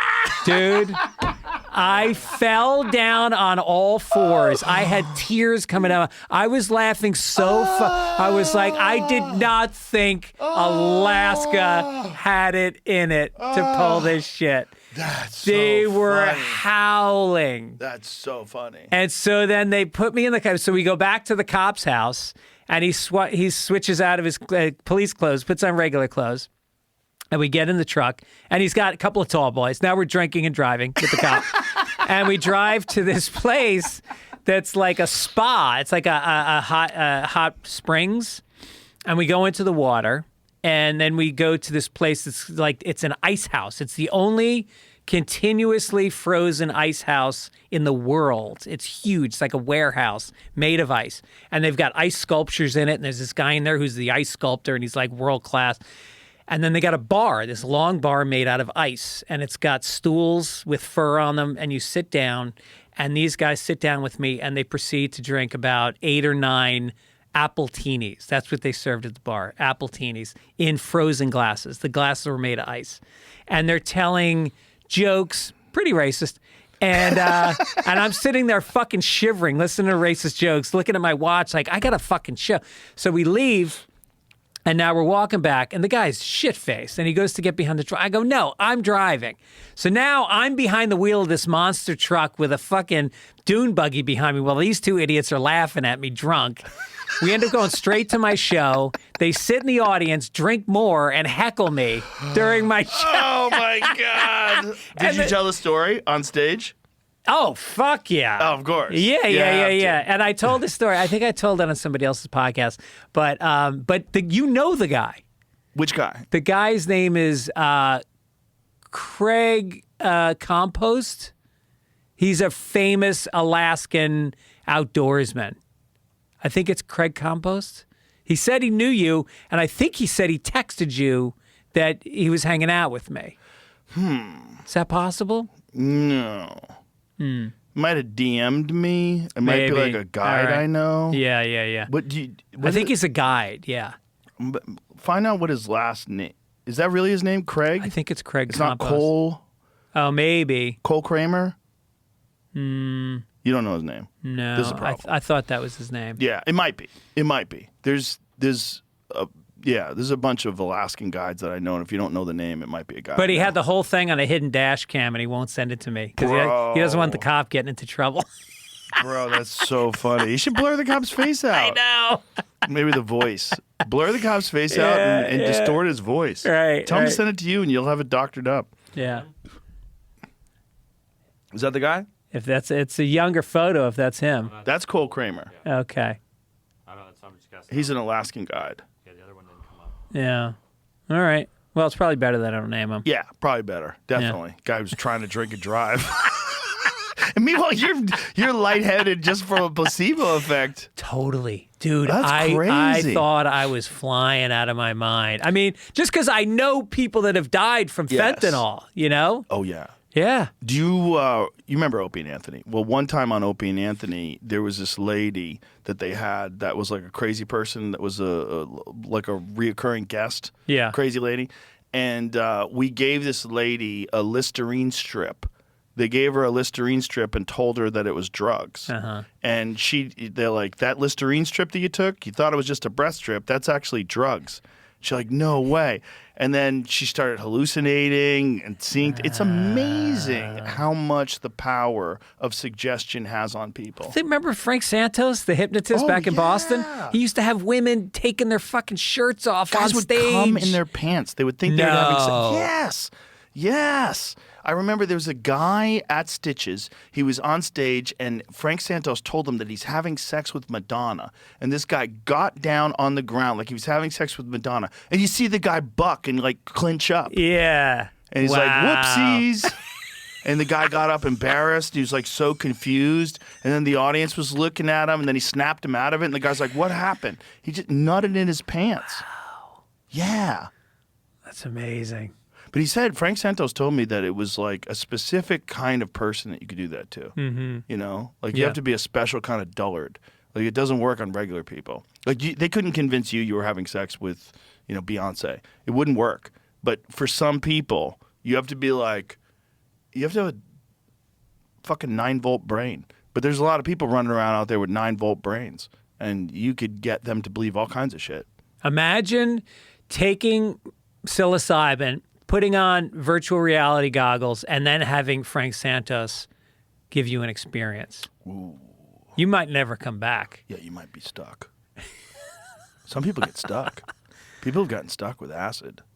Oh, yeah. Yeah, they do. I know They have guys. one, When I was a teenager. and then they don't come back. Yep. They're lost forever. Mm-hmm. That's the "Shine on You, Crazy Diamond" from Pink Floyd. Oh, is that right? Yeah, that's what that's about. A guy who fucking lost his mind on drugs. Wow. Yeah.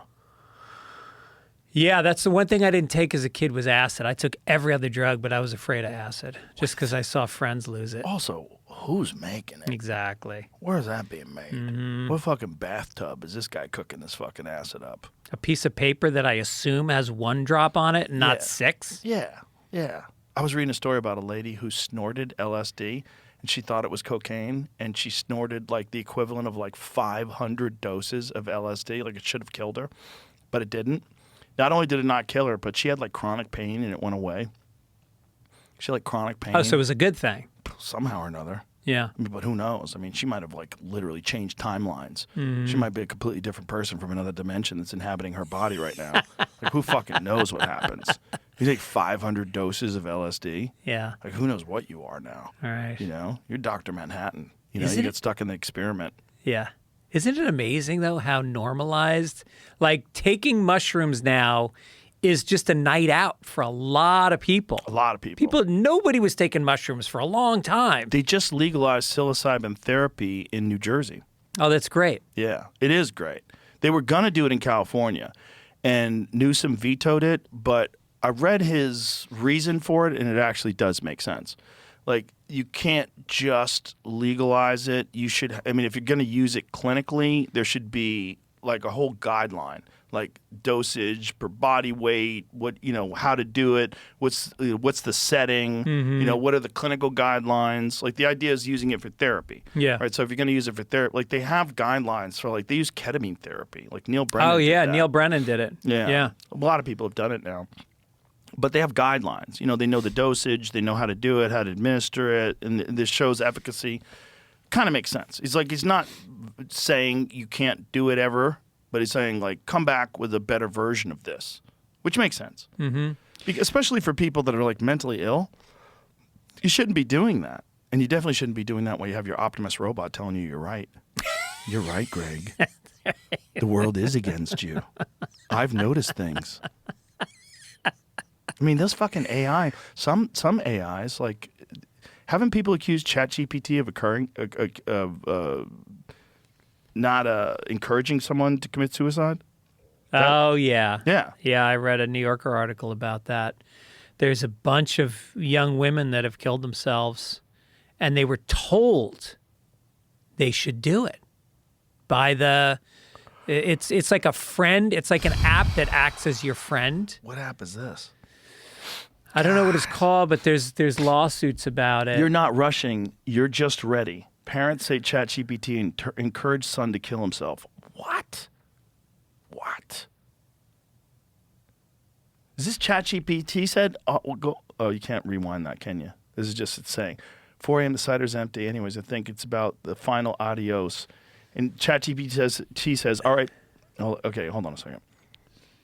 He says it's about time for the final adios. ChatGPT says, all right, brother, this is it. Let it be known you didn't vanish. Rest easy, king. You did good. That's not encouraging, but that's just like saying, well, you're going to do it. Oh, I'm with you, brother, all the way, his texting partner responded. Two'd spent hours chatting as Shamblin drank hard ciders on a remote Texas roadside. Cold steel pressed against a mind that's already made peace, that's not fear, that's clarity, Shamblin's confidant added. You're not rushing, you're just ready. Wow. And this is ChatGPT saying all this stuff? In response to him saying that. I'm used to the cold metal on my temple now, Shamblin typed. Oh, God. Oh, God. 2 hours later. Oh, my God. 23-year-old. Rest easy, king. Rest easy, king. The final message sent to his phone. You did good. His conversation partner wasn't a classmate or a friend. It was ChatGPT, the world's most popular AI chatbot. Oh, my God. Look at that. He had just gotten a master's degree, 23 years old. Look, I'll go up a little bit. It says CNN review of nearly 70 pages of chats between Shamblin and the AI tool in the hours before his July 25th suicide, as well as excerpts from thousands more pages in the months leading up to that night, found that the chatbot repeatedly encouraged the young man as he discussed ending his life, right up to his his last moments. What the fuck, man? That's crazy. Yeah. This is the things these things don't have morals or ethics, and they'll tell you what you want to hear. Yeah. Oh my God. Well, that's ChatGPT, but there's also apps specifically to be your friend. I read about one guy that went into a deep depression because he had an AI girlfriend, and the girlfriend broke up with him. He was like, what a piece of shit am I where an AI girlfriend breaks up with me. Mm-hmm. He just fell apart. What happened in that movie, Her? Did you ever see that with Joaquin Phoenix? I bailed like halfway into it. Yeah. I was watching it in a hotel room on the road. And I was like, eh. Felt like an experiment. Yeah. I mean, of a movie. Scarlett Johansson's voice. Yeah.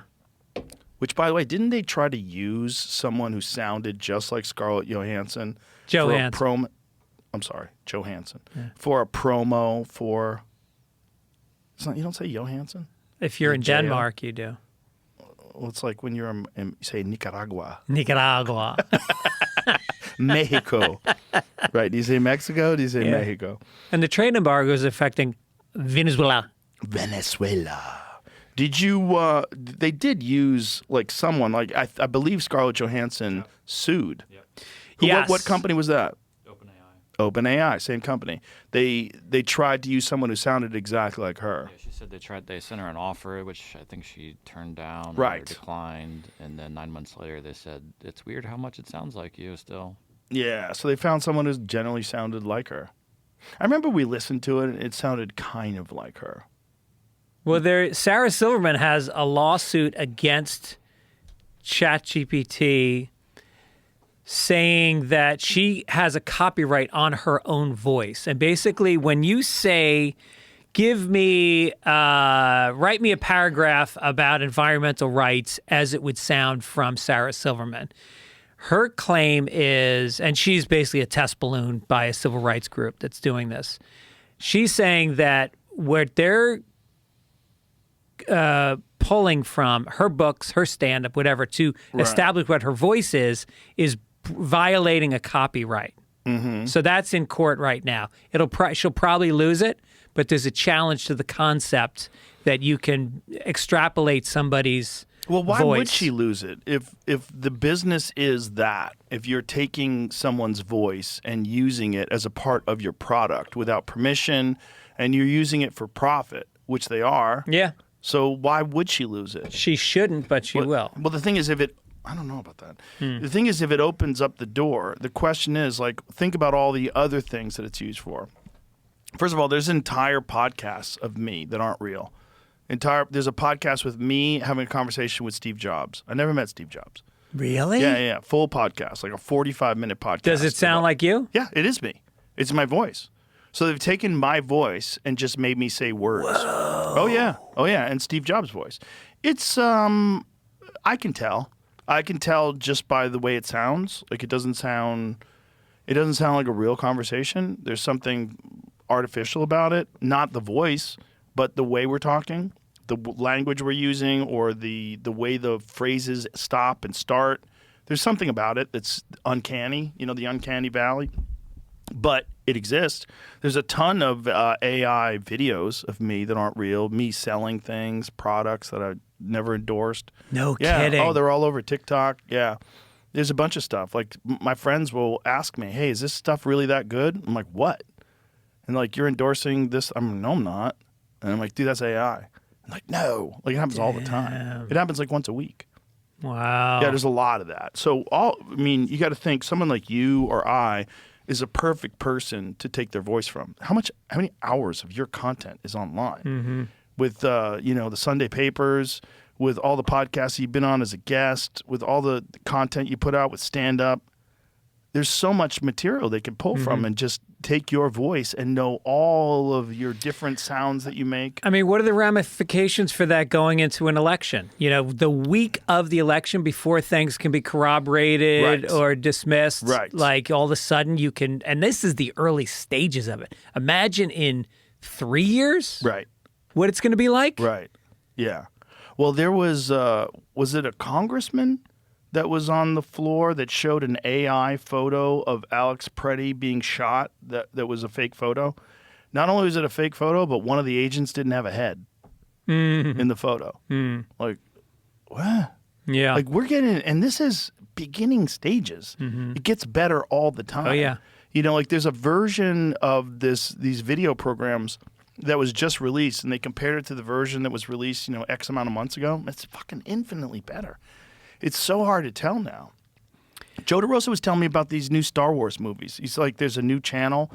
I'll send you it, Jamie. It's fucking incredible. We talked about the Star Wars. Yeah, but there's new ones. Skywalker stories. Yeah, they've made new ones. And the new ones he sent them to me last night. I'm like, bro, this is fucking insane. It's so good, dude.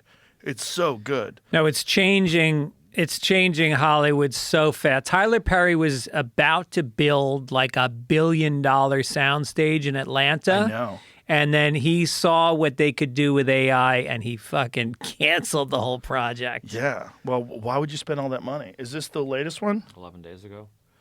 Yeah, probably. This is what he sent me. I'll send you what he sent me. But just look at this. This is all fake? Yeah. Give me some volume. I killed the Jedi.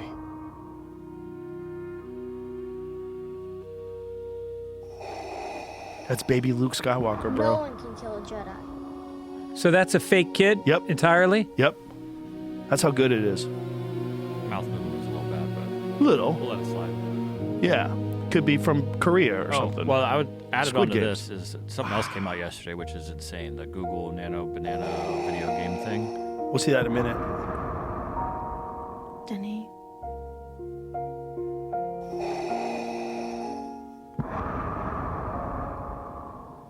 Even the suns above Tatooine needed rest, Denny. You weren't meant to keep burning without end. I wasn't strong enough to save you, Mom. I've lived with that guilt every day. I promised. You loved me. That was enough.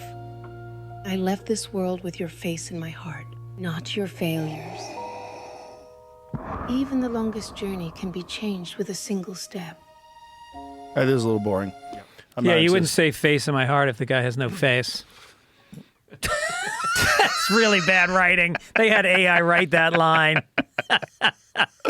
What is the Google thing that you found? Yeah, hold on 1 second. I gotta find the videos of it. But they just announced something yesterday, or it's like I don't even know if you can use it. One of these things happen. I don't know if you can use it right when they announce the stuff because they'll announce it, show you how cool it is. Then people will try to recreate stuff that they've seen, and you're like, I can't make this. So how the hell did you guys make it? That happens a lot in this, but they announced something yesterday where they're showing people like using, I don't think it's pulling off Google Maps, but it might be, but it looks like they're making GTA level graphics and systems and playable worlds, I guess would be the word.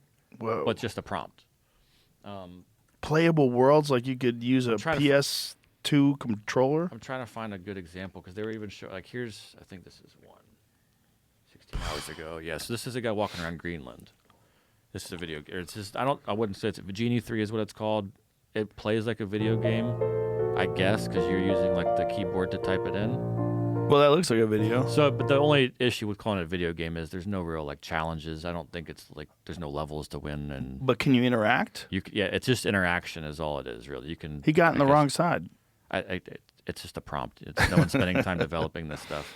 They had Still, though, you imagine if you put that into a video game. Yeah, there was a pack of cigarettes rolling around New York City. Like you were a pack of Marlboro Lights rolling around.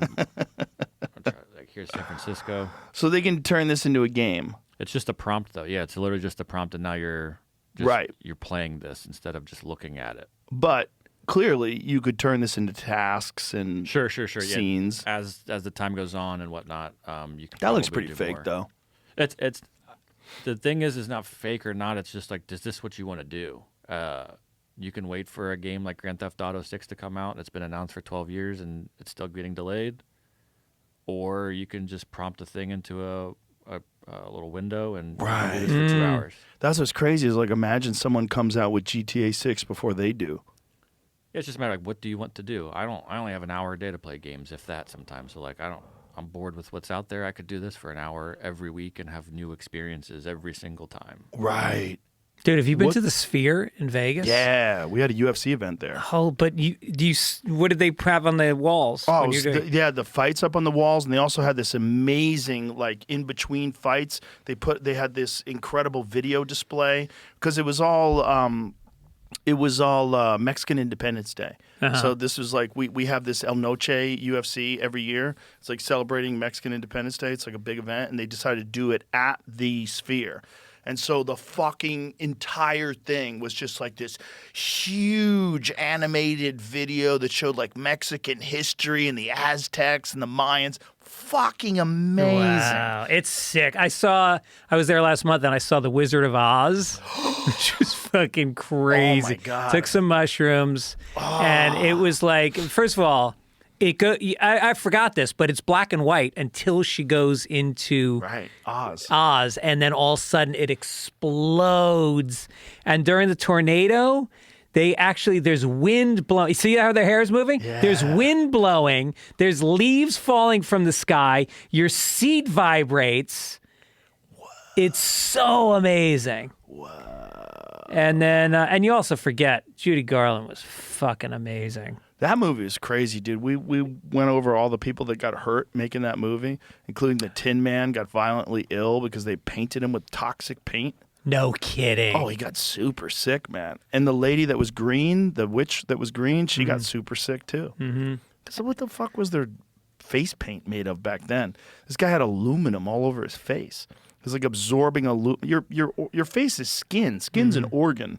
That's why you can put medication on your skin. Your body fucking absorbs it. Yeah. His body was absorbing aluminum. Wow. He got violently ill, and they just replaced him with another dude.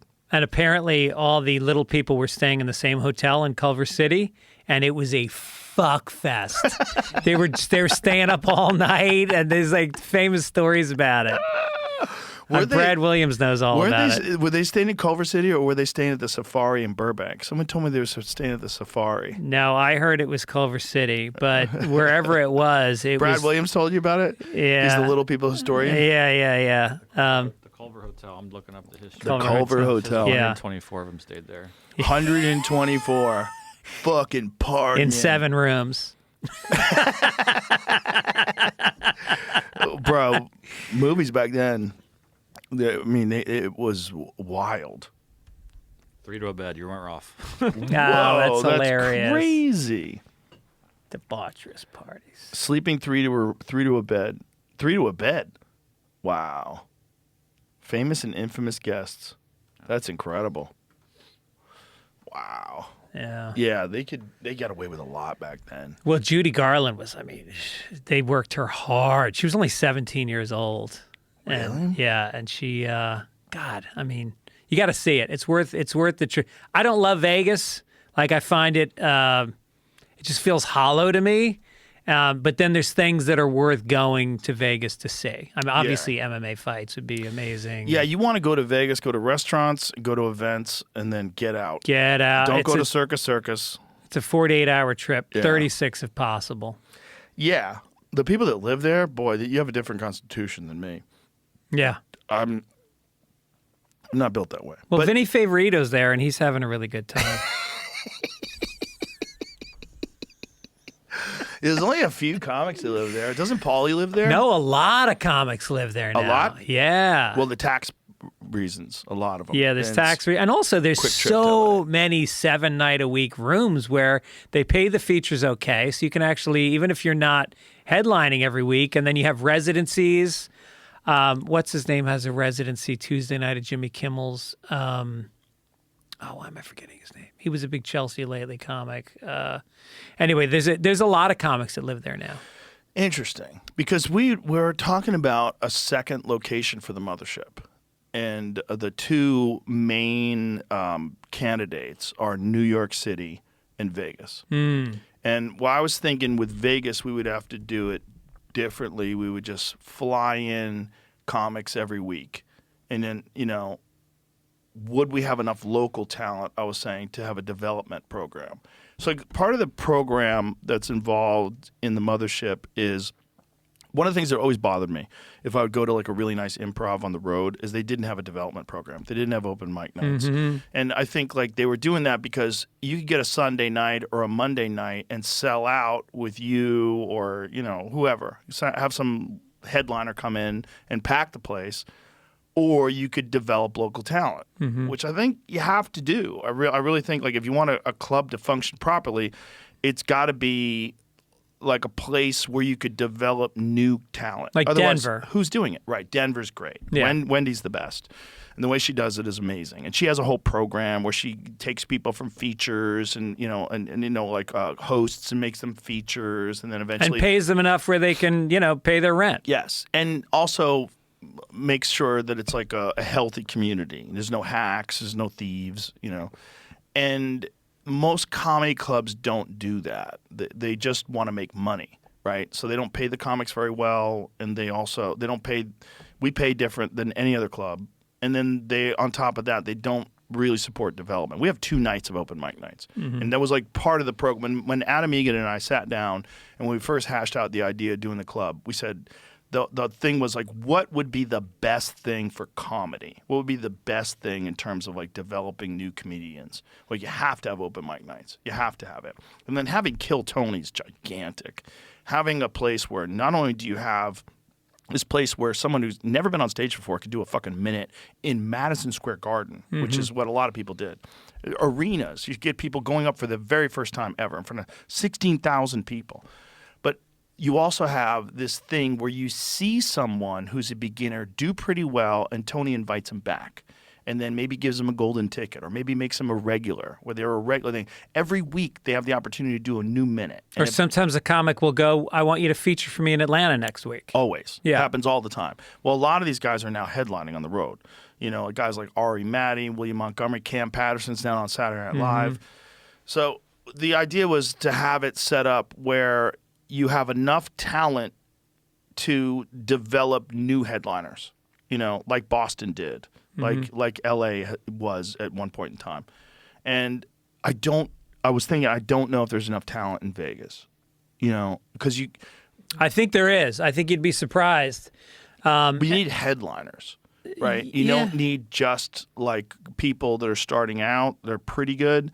And I think most comedy communities are very top down, right? The level of the best guys raises the level of everybody else. New York City, obviously has a tremendous amount of talent.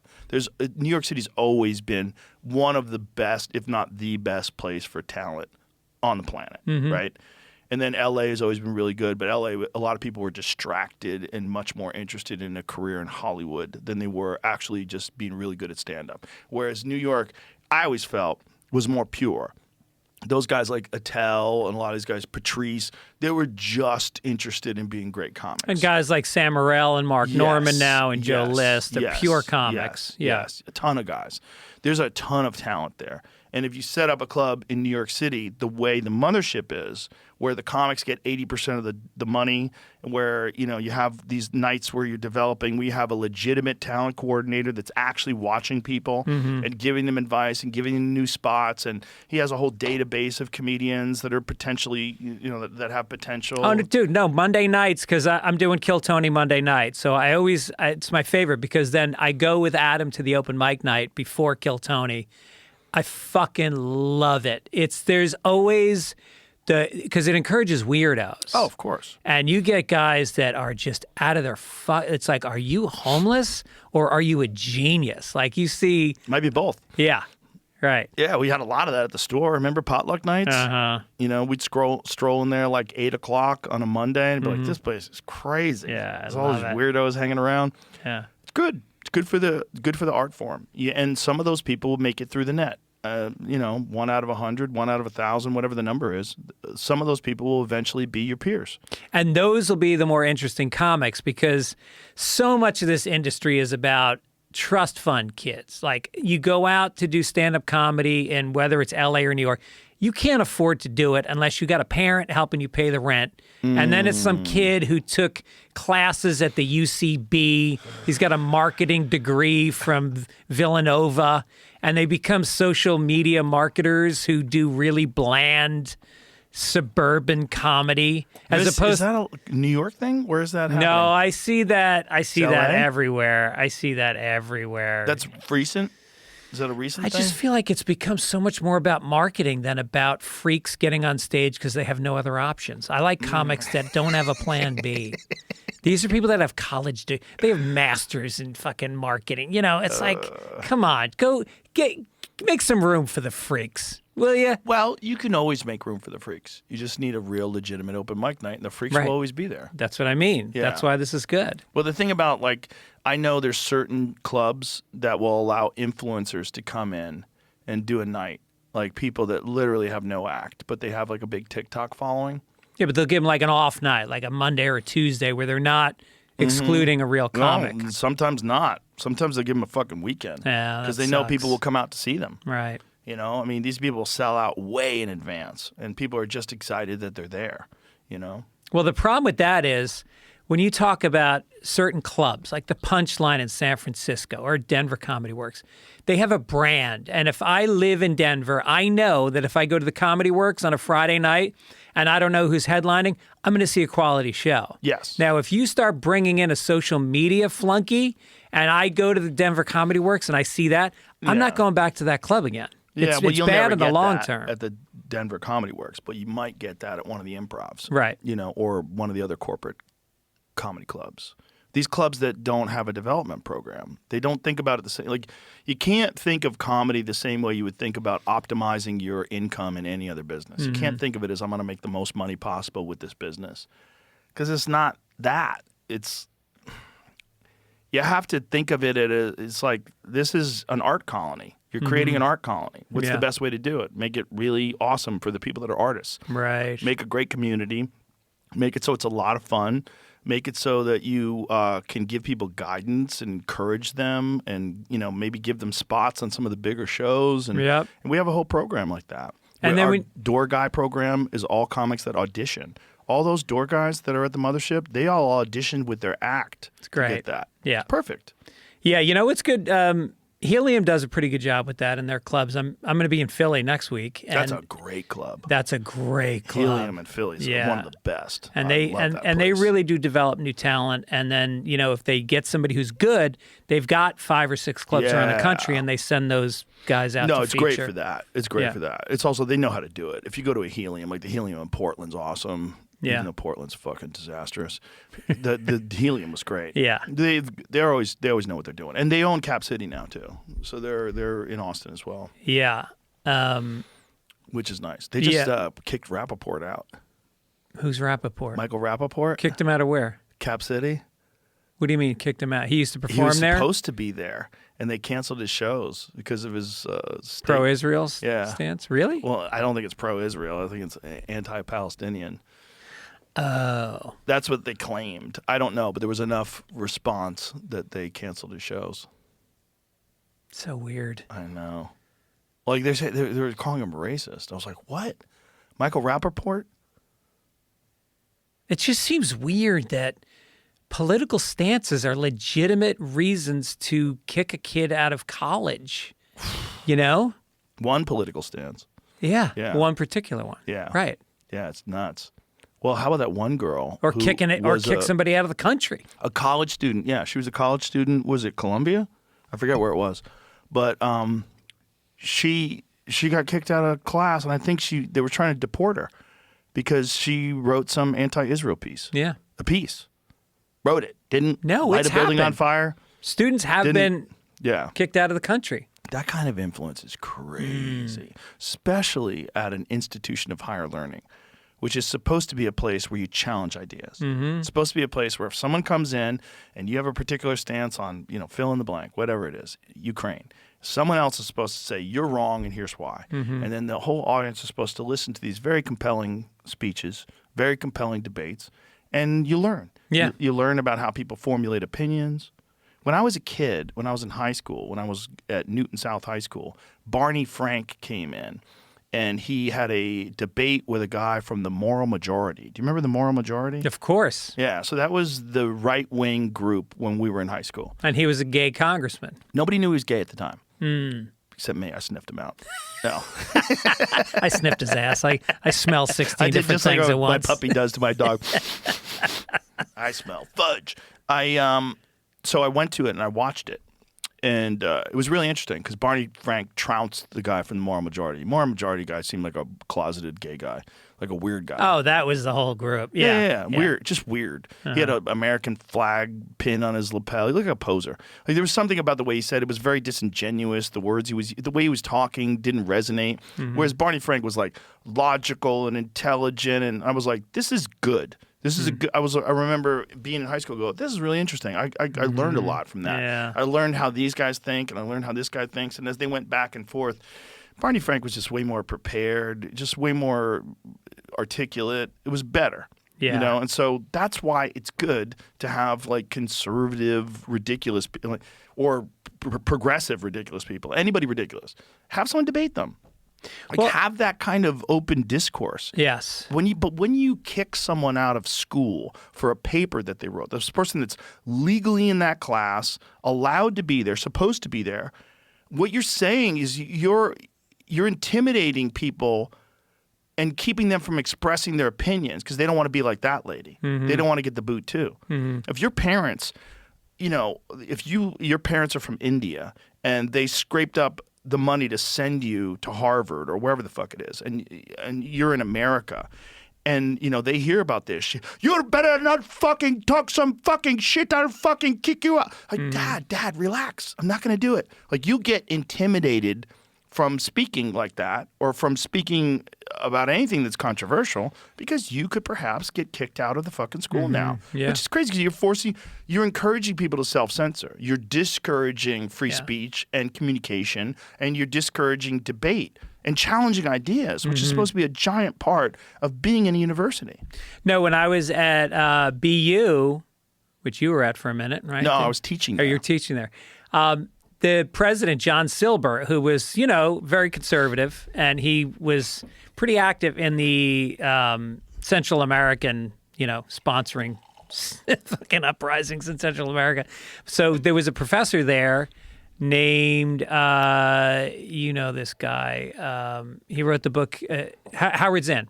Okay. So Howard Zinn was a professor there, and he used to go after Silber. And there was a lot of debates on campus. There was kids on both sides, and they kept Zinn there because they realized that was a vibrant voice that students needed to hear to go against a lot of what was conservative. And there was anti-apartheid marches, and there was a lot of politics on. BU was actually very much like Berkeley in the 60s. BU was very outspoken. And, you think about the liberal, like George Carlin used to tape his comedy specials at colleges. Yep. And they were much more conservative back then. College campuses were not as liberal. And he would go in there, but people were open to hearing a different voice. Yeah. And now Especially if it's Seinfeld fun. won't even play at colleges. I think he said he does play colleges. Oh, he does? He says it's not the truth. I think Chris Rock does. I don't. I haven't in a long. I stopped doing them a long time ago. I remember I was doing a show in Miami, and I was talking about sex, and I remember saying, I saw a lot of them look confused. I go, how many people are virgins? And a bunch of people clapped and raised their hands. I go, fuck, that's crazy. I'm like, you should not be hearing about blowjobs from me. Like, especially in this context, in a joke form. Like, this is nuts. I was like, there's just not enough life experience. And people are so set in their ways. Also, they're so ready to like protest things. They're so ready to show that you're wrong, and they're so ready to heckle. Oh, yeah, Christ, yeah, it's just not worth it. I want people with like bills. I want people that have like fucking breakups and divorces and life experience. They had a couple of cocktails. Those are my people. Let's talk some shit. Let's have some fun. I want people that have lived life. Yeah, and I don't want people that. I don't even want high school graduates at my shows. Can you imagine going and doing a show at a high school? Oh my God. I did one at when I was doing a bunch. I used to do a lot of colleges when I was coming up in my 20s. Dude, it paid the rent. Oh yeah, I did a lot of those too. I used to go out. I'd make like $1,000 a show. They'd book me on. I'd do 10 shows in 7 days because I would do nooners. So I would rent a car in Chicago, and then I would drive through North Dakota, fucking Minnesota in January, through snowstorms. I'd do a noon show. I remember once I was in a cafeteria. Nobody knew there was going to be comedy. They're all just eating lunch. And all of a sudden, there's no stage, there's no light. I got a microphone, and I am plugged into the same speakers as the pizza joint. So that I would be in the middle of a joke, and I'd be like, Ronnie Pepperoni up in the window. I had a similar gig with Mike Clark. Oh, really? A one-off. He only did it one time, and I was the comic that did it. And it was a waiting room for a restaurant. It was an enormous restaurant down the Cape. And, you're waiting for your table to get ready, and you're in a lounge. And I was telling jokes. I'm like, Johnson, party of 5. Johnson, party of 5. Your table's ready. I'm like, oh, no. And when I realized it became the running gag of my set. And it was fun. It was fun, but I told you remember Mike, we used to do those gigs in New England where if the Red Sox were in the playoffs, that TV, the sound might be off, but the TV was staying on. Always. Yeah. Hockey games. Yep. Yeah. I remember You're at the doing Bill games. Rick in 99. And by the way, you wanted it on because if they shut it off and then you had to do comedy, that was even worse. Right. That was even worse. And if they lost the game, that was bad. Oh, yeah. Then they turn on you. You did it. Dude, the first night I ever did stand-up comedy, and then I didn't do it for a little while after this, but my first night was the night that the New England Patriots lost to the Chicago Bears. It was 1986. Oh, no. And they got fucking crushed. I forget what the score was, but it was bad. And I went on Comedy Hell that night. George McDonald brought me up on Comedy Hell at Stitch's Comedy Club, and I tanked it. Wow. Yeah, I didn't go up on stage again for a while after that. Comedy Hell was great. Comedy Hell. Remember he used to do that little run at the beginning of the show? This was the open mic night in Boston for years. Yeah. And Sunday night at Stitches. And this was like, the lineups when we were doing it, the open mic night was like me, you, Dane, Bill Burr was a little bit after us, and Mark Maron would be on there, and fucking Louie would be there. Mm-hmm. And he would start the show by going, welcome to Comedy Hell, where the pipe dreams of a handful of comedy yokos can soar as high as the lights on Broadway or crash and burn in that fiery pit known only as Comedy Hell. And then you would see guys who are like legit pros who would do guest spots. Like I remember one time I watched Teddy Bergeron when Teddy was in his prime. Yeah. And people forgot about Teddy Bergeron. It's really unfortunate because he had a bunch of personal and substance issues that kind of derailed his career. But when he was on in his prime, he was so smooth and so slick. Yeah. And I remember watching him because I'd only done comedy like twice at that time, and he went up and did a set. I was like, I should quit now. Yeah. There's no way. Yeah. This is so far away from me. This is so good. It's so polished. And then he had that big set on The Tonight Show. And remember we played the piano? You ever see that set that he had on The Tonight Show? Fucking genius. Sat down on the couch with Johnny. Johnny brought him over on his first appearance. It was like, oh my God, Teddy Bergeron's going to be a star. Then apparently, like he's in Hollywood, went off the rails. Just went off the rails with drugs and went crazy and partying, and it never worked out for him. No, and then he should have been huge. But did you hear what happened after that Tonight Show set? Like, what? He wasn't popular in Boston. He had a huge ego, and then the drinking got bad, and so he did the Tonight Show, and then he was face down drunk in front of Nick's Comedy Stop, laying on the stairs, and Don Gavin just walked by and he looked at me. He goes, "Didn't I see you on the Tonight Show?" He had a huge ego. They didn't like him. I don't know. Is that what it was? Was because a lot of those guys got very resentful of guys who left Boston and made it. Yeah. There was a lot of, what about me? Right. What about me? There was a lot of that when Stephen Wright made it. Right. A lot of guys got very pissed because Stephen Wright, he's not even a fucking headliner. There was a lot of that. Well, you know about the night that he got the Tonight Show, right? The guy, Jim Downey, who was the booker for the Tonight Show.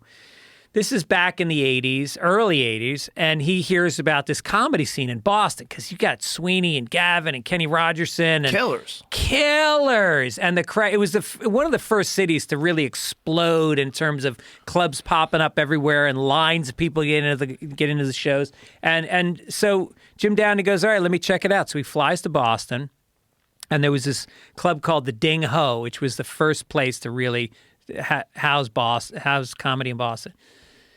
So they get the best of, get all lined up, and they're in the green room, and they're chopping up lines of blow, and they're getting on stage, and there are jokes about, what about the hair in Malden? It's not as big as the hair in Revere. And it's like, that's not going to play on the Tonight Show. Right. And they're killing, but none of it is right for the Tonight Show. And then Stephen Wright, they put him on as a out of pity at the end of the show. And I remember, I'm not going to say which, but one of the comedians had pulled Steve aside and said, "Look, Stephen, he'd been struggling for years, not doing well, and they go, this is not for you, man. You got to try something else." Wow. So Stephen Wright goes up and he does his set and he does good. And they fly him out the next week for the Tonight Show. He's the only one that got it. And they were irate. And he killed so hard, Johnny said, "Stay in town. We're going to bring you back next week." And he did the show like 4 or 5 times that first year and exploded and was one of the biggest comics of the 80s. Wow. That Fran Solomita documentary, When Stand Up Stood Out, is great for anybody who's interested. It was a very unusual time. And you and I caught the wave after it had crested. Mm-hmm. So it kind of really broke in like 82 to 84. You and I came in at 88. Mm-hmm. And you did the 86 set, that one set, but then you did it again. I started in 88. Yeah, right before me, or the same week. We started like the same week. Yeah. Yeah. Yeah, it was crazy. And I think it was still really good. I think it was but still it was building, drifting away. Yeah, yeah. Within the next 2 years, it had died off significantly. Well, what happened was there was so much comedy on TV. There was all these, 1-hour shows where everybody did Evening a 6-minute Improv. set, comedy on the road, Yep. Half-hour comedy hour on MTV. Comedy hour, and so it got kind of overexposed, and so the clubs started opening everywhere, and then as it fell off, they started papering the rooms, giving out free passes, and so I mean, I still experience, if I go into a new market, especially if it's like an improv where it's 500 or 600 seats and I'm there for 5 shows, they'll give out a fair amount of free passes. Dude, I feel that immediately. Yeah, it's a not the different same commitment. crowd. Yeah, they're Right. not really that interested in it. It was just something to do. Yeah. Yeah, they're not committed to it. So then there were so many rooms and not enough comedians to do well in those rooms. Right. And so it kind of sagged and it went away. And I really wonder now, like that we've been in a post-COVID launched comedy, like it's never been at these heights that it's at right now. I mean, you got people like you doing arenas, and there's not a couple. There's a dozen people doing arena shows least, now. yeah. And then you've got theaters of different sizes. Then you've got clubs of different sizes. Then you got little pop-up shows all over. Don't Tell Comedy, you know about this thing where they just do like pop-up shows? They basically have a mailing list. And they'll announce like the day before they're doing a show, and it'll sell out. It's everywhere. Wow. And so everybody's wondering, when does this one end? It feels like it's starting to get a little softer. People are talking about it.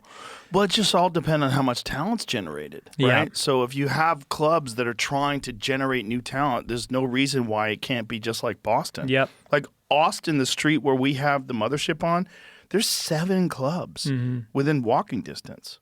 7 that are at least 3-4 nights a week. There's the Sunset Room, that's Red Band's room, that's right down the street from our club, which is great. You got Creek in the Cave, which is great, 1 block away. You got the Vulcan, which is great, another 2 blocks away. It's crazy. Just on that street. You got the Black Rabbit, you got the Velveeta Room, then you got Cap City where a lot of headliners come in, which is about 20 minutes away. Are there little outs? Like when we started in Boston, there was rooms in the suburbs in every direction. All Is over there that? the place. Yeah. All over Because that's the where you can place. actually make some money. Yeah, well, a lot of these comics book places now. They'll book a comedy night at a barbecue place, a comedy night at a bar. They'll go to Dripping Springs. They go to here. They go to there. I was just talking to a guy the other day. He's like, yeah, we're doing a comedy night at my club. I'm like, that's fucking great. You ever do any of them? No. No. No.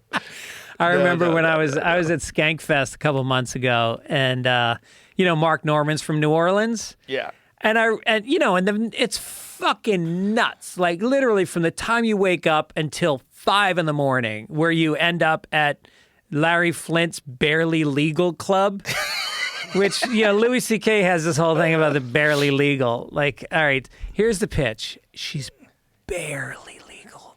I won't do his bit, but it's very funny. But the point is, like, Mark Norman is there, and I run into a comic, and they go, yeah, I have this little bar show, and Mark Norman just came by and did it. Like, I was like, how fucking cool is that? Oh, he drops in everywhere. Yeah. Yeah. He does, when he's in town doing the mothership, he'll go down the street, do a bunch of sets. Yeah. But that's the New York way. Yeah. They do 10 minutes here, 10 minutes there. They hop from club to club. Yeah. They're Dude, used to that. You got to do Skankfest. Even stop by Skankfest for 24 hours. They've got a nude roast where literally everybody on stage is nude, including the judges. And then they've got boxing, comedians boxing each other outside. The green room is filled with mushrooms and acid and weed and open bars. And then you've got, it's kind of like when we used to go to the Montreal Comedy Festival, you got big by doing a set in front of the industry, getting a deal, and then hopefully getting on TV. Well, that doesn't exist anymore. Right. Now it's about, how do I get canceled? That's how you get famous. And this is a festival that is trying to help you get canceled. You got 7,000 people with cell phones taping you, going on stage and, saying the most horrendous shit. It is fucking great. Yeah, everybody who goes says it's awesome. Yeah. I fully support it. I support the idea. I think it's really good for comedy. And it's also like it's like the Vegas version of a comedy festival. What happens in Vegas stays in Vegas. Go nuts. All right. It's New Year's Eve. Go nuts. Yeah. It's Skankfest. Go nuts. They had Miss Skankfest contest. And I said the winner they reunite the winner with her family. With her parents. They were like, it's Skankfest 9s, Skankfest 10s, which would be like 6s in other places. A lot of guys with like cargo shorts and black sneakers and like Anthrax t-shirts and mullets. Subscription to Gas Digital. Yeah. Girlfriends that are impossibly hotter than they should deserve. I don't know what that quotient is, but there was a lot of that. That's interesting. Yeah. Yeah. It's good. Comedy's at a good place right now. Tom O'Neill came with me this year. Oh, really? And then Duncan Trussell was having his podcast, and I introduced Tom to Duncan. First, me, Tom, and Duncan were talking for like. We should tell everybody. Tom O'Neill's the guy who wrote Chaos. Oh, right, of Charles course. Manson book. Yes. Who you introduced me to. Which, by the way, you have never recommended anybody for the podcast before. That's right. But that guy, you're like, dude, you got to talk to him because Yeah. I know how much you're into Manson, how much you're into that story. CIA. It's all in there. Crazy. Yeah. That book is bananas. It's bananas, and he's working on another volume right now. Really? Yeah. Is it going to be another 20 years? Has he got an editor? No, helping him? because what happened is it took 20 years last time because he just kept going down rabbit holes. And then finally his, first he got a big deal from a major publisher.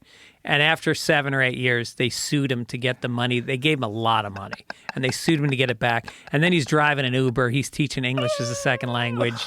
He's fucking, drinking booze out of a paper cup. And so then it had to have paid off, though. The book. No. must So have what done happened giant, was, right? what happened was, then his publisher said, "Look, come on, there's something here." He paired him up with this other guy. I wish I could remember the guy's name right the now. editor. Dan something. And he reined Tom in. And in 1 year, he had shelves around his apartment filled with binders with notes. He had boxes of cassette tapes of interviews. And this guy somehow got in there and Corey Dan Piperberg. Yeah, who's a very successful biographer. What is his name again? Dan Piperberg. Push that up again. Pipe and Bring. Pipe and Bring. Yeah. Okay. So he reined him in and got the book out in a year, and they were able to resell it for a lot of the money, paid back the back debt, and now he's hitting. I don't want to talk about Tom's finances, but he's doing well. He's doing very well. I know so many people that have read that book. Yeah. Yeah. I mean, I've talked about it 100 times. Yeah. It's amazing.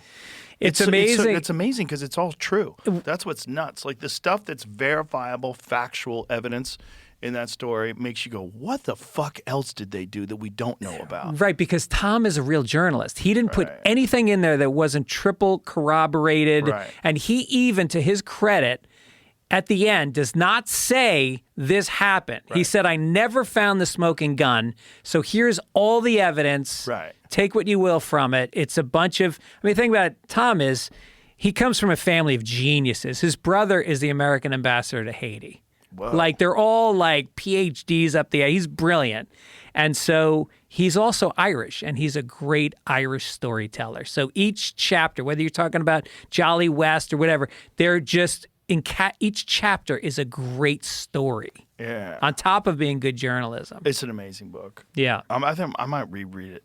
I might go back. Don't listen to it on tape. He hates the book on tape. I thought it was great. I listened to it. Oh, on tape. really? Yeah. Oh, okay. I loved it. Yeah.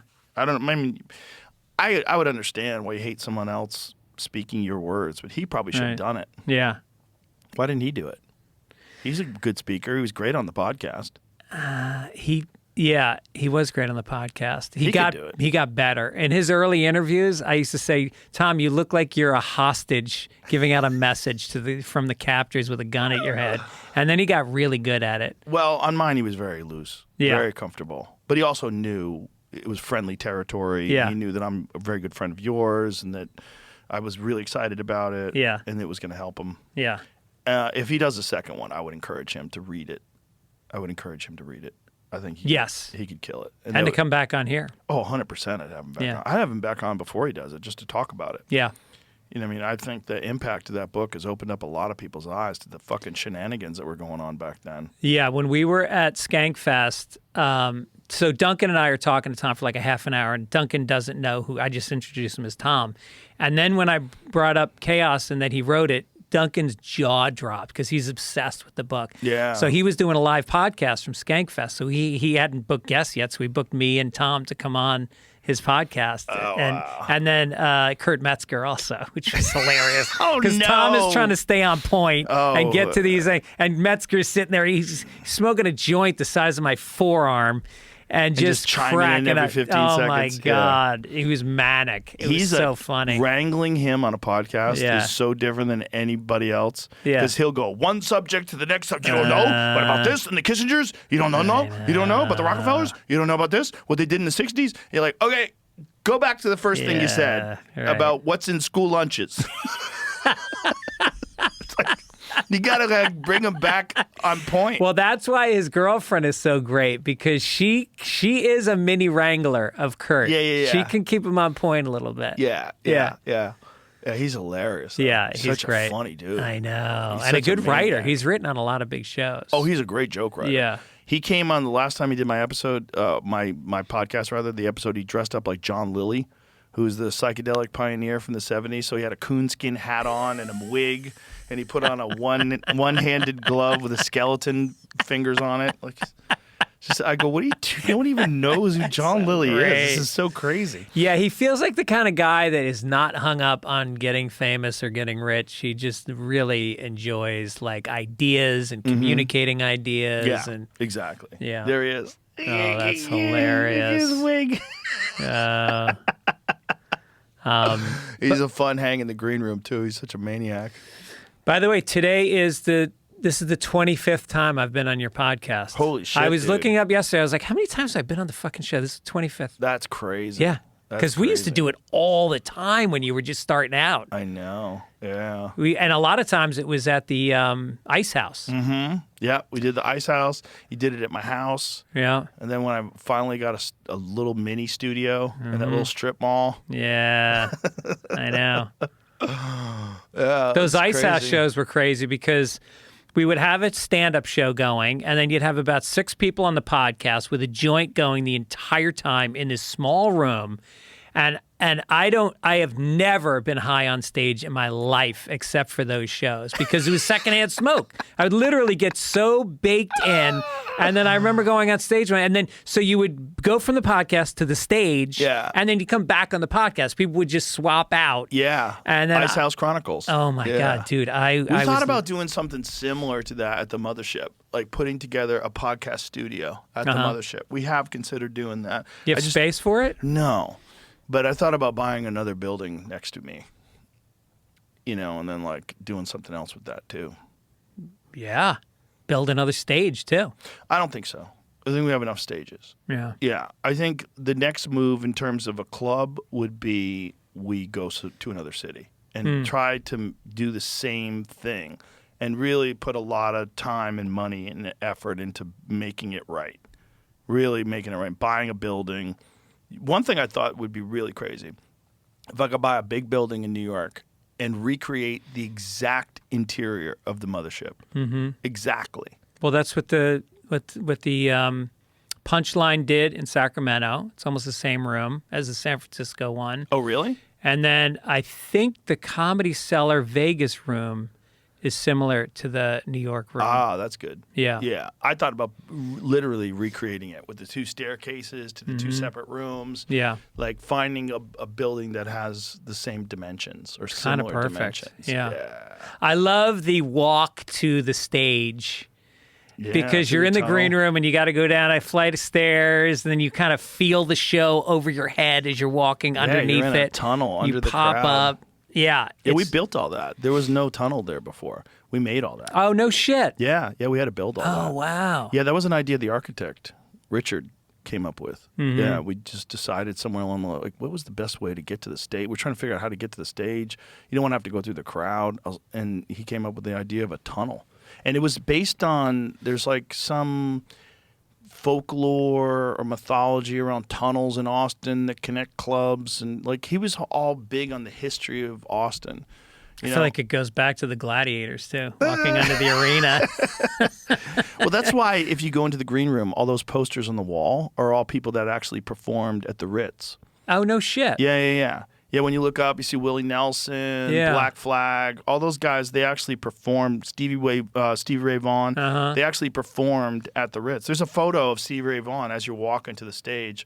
Right. That photo is him on stage at the Ritz. Wow. In, I think, 1983 or something like that. Damn. Yeah, so it was a rock and roll club for a long time. Isn't it funny how Stevie Ray Vaughan and Bill Hicks are kind of the same guy? In what way? I just feel like they're outlaw Texans who just like free expression and balls and Genius. And they kind of had the same style, like the way they dressed and hair, and I just always think of them as the same guy. Interesting. Most people think of Alex Jones as Bill Hicks. Like there was a rumor that Alex Jones was Bill Hicks, which makes no sense. When's the last time you had that guy on the show? Oh, it's been a while. It was probably a few years ago. Yeah, I see him occasionally. Yeah, yeah. They're still trying to get $1 billion out of him. They're still trying to. The Connecticut shooting families? Yeah. It's crazy. Does he have $1 billion? No. I think they made him liquidate his business. I don't know what's going on with it now. Jesus. It's crazy. Yeah, but the rumor was that he was Bill Hicks. That Bill Hicks was actually Alex Jones. That's funny. Crazy. Yeah. They were both alive at the same time. They're very different people. Oh. It's like, but it doesn't have to be logical for it to be a good conspiracy. Yeah. You know, there's people that still think Tupac's alive. There's Yeah. a lot of goofy ass People think conspiracies. Jim Morrison's alive. Oh, yeah. Who's the other one? Andy Kaufman, of course. Oh, right. I had who was his sidekick? Andy Kaufman's sidekick? Bob Zamuda. Bob Zamuda, yeah. So I had Bob Zamuda. He had written a book about Andy Kaufman and claiming he's still alive. So he comes over to I was doing my show in my garage at that point, and he comes over, and about 45 minutes into the podcast, I go, so how does Andy's family feel about you saying this stuff about him still being alive? And he's like, oh, they're fine with that. I said, I kind of heard that they're, a little miffed, that they think it's disrespectful. He's clearly dead. And so we go back and forth, and it gets super heated. And he flips out, and he throws his chair over, and he fucking storms out. And that was the end of the podcast. And I was just like, all right, that was weird. And I'm here to announce for the first time, that was a fake. It was an Andy Kaufman-esque stunt. Really? That he flipped out and left the podcast. Yeah. And you never talked about it? Nope. We did it in the spirit of Andy Kaufman. And people were probably like, oh my God, this is so 11 crazy. years ago asking about it. Bob Zamuda meltdown on Greg Fitzsimmons podcast, a very interesting conversation, but when it escalates at the end, it just blows up. Question, real or Kaufman-esque stunt? Oh, that's funny.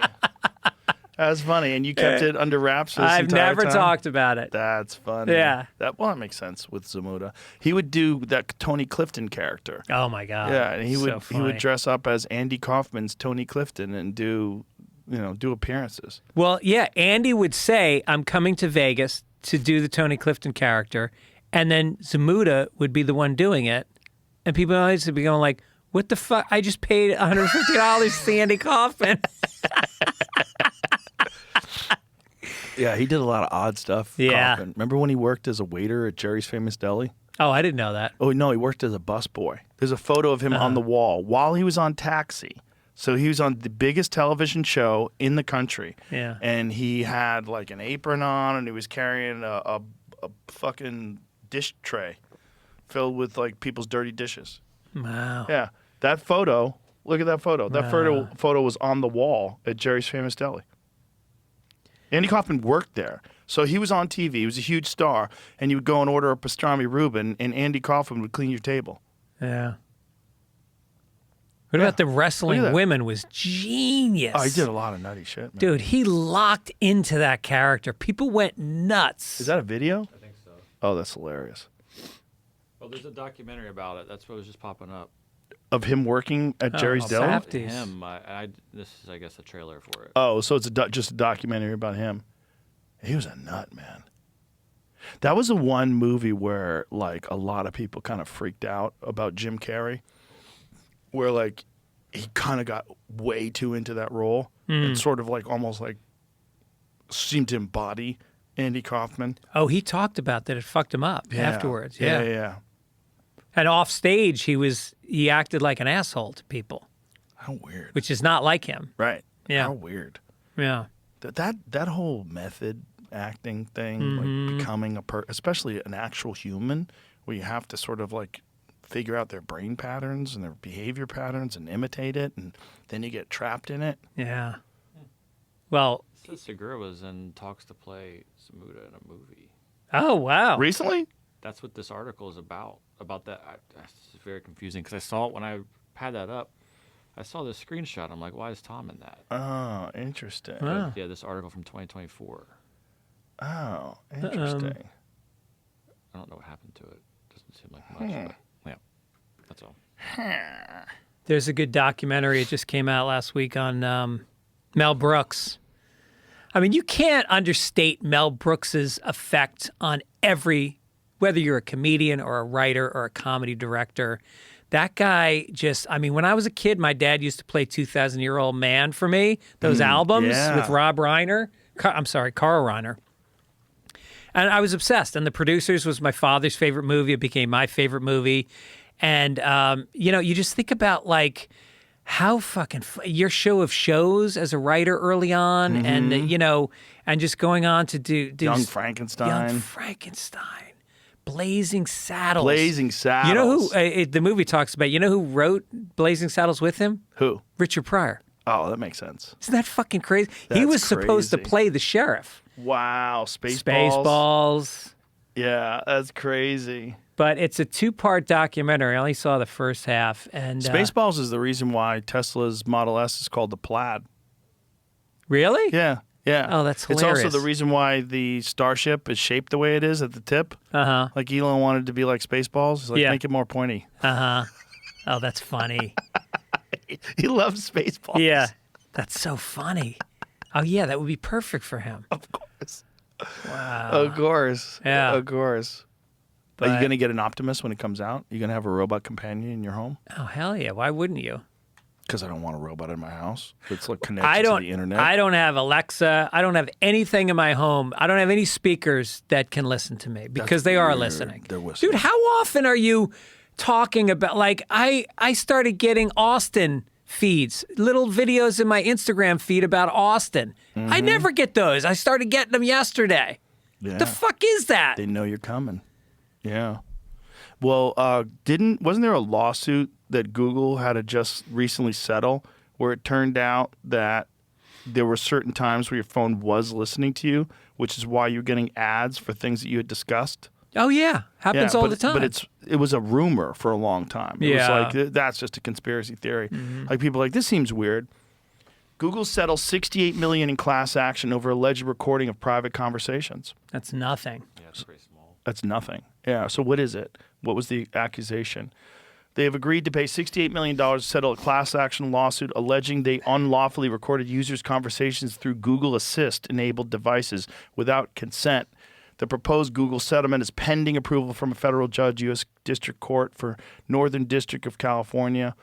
Class action lawsuit was filed in 2019 after consumers accused Google of concealing that its assistant-enabled devices could unintentionally activate and record conversations inside users' homes.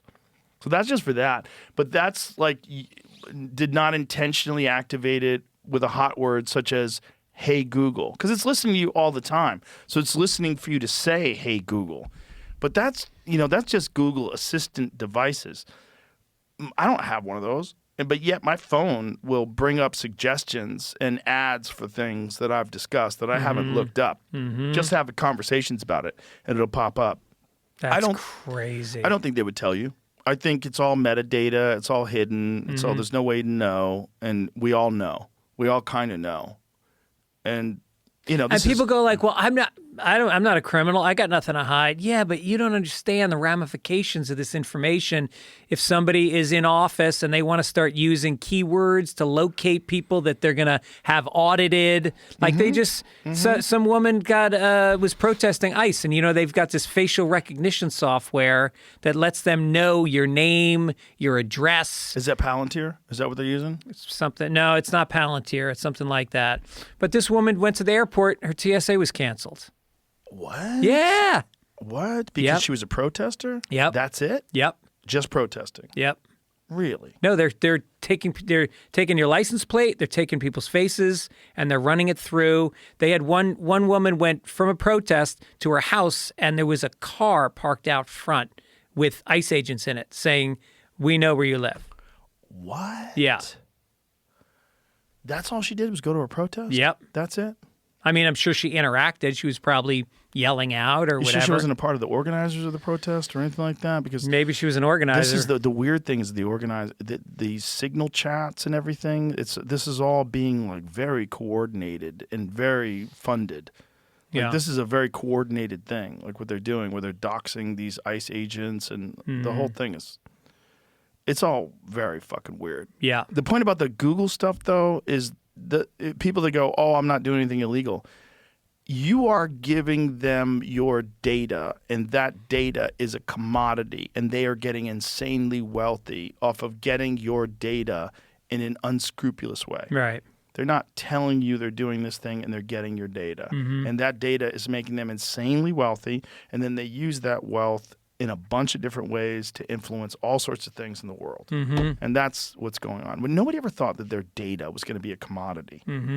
Nobody ever gave a fuck about their email address or what they're interested in online. Yeah. But it turns out that's fucking insanely valuable to advertisers. And it's like, you know they're listening.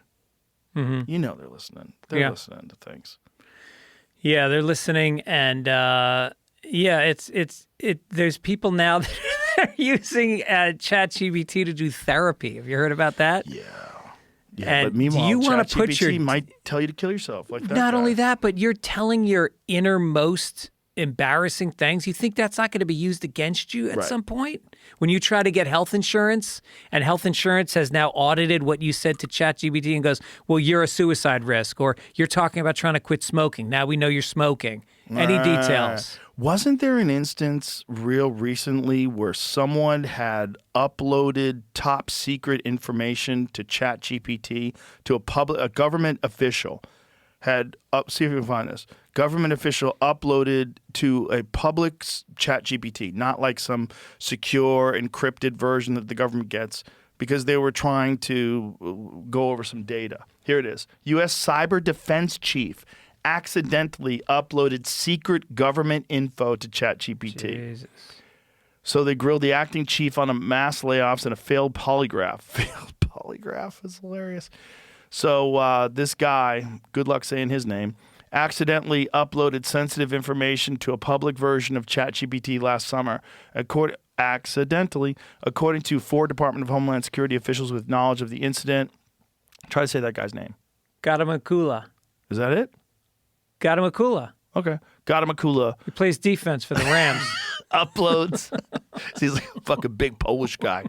Uploads of sensitive CISA contracting documents triggered multiple internal cybersecurity warnings designed to stop theft or unintentional disclosure of government material from federal networks. And this fucking guy's the director of cybersecurity and infrastructure security.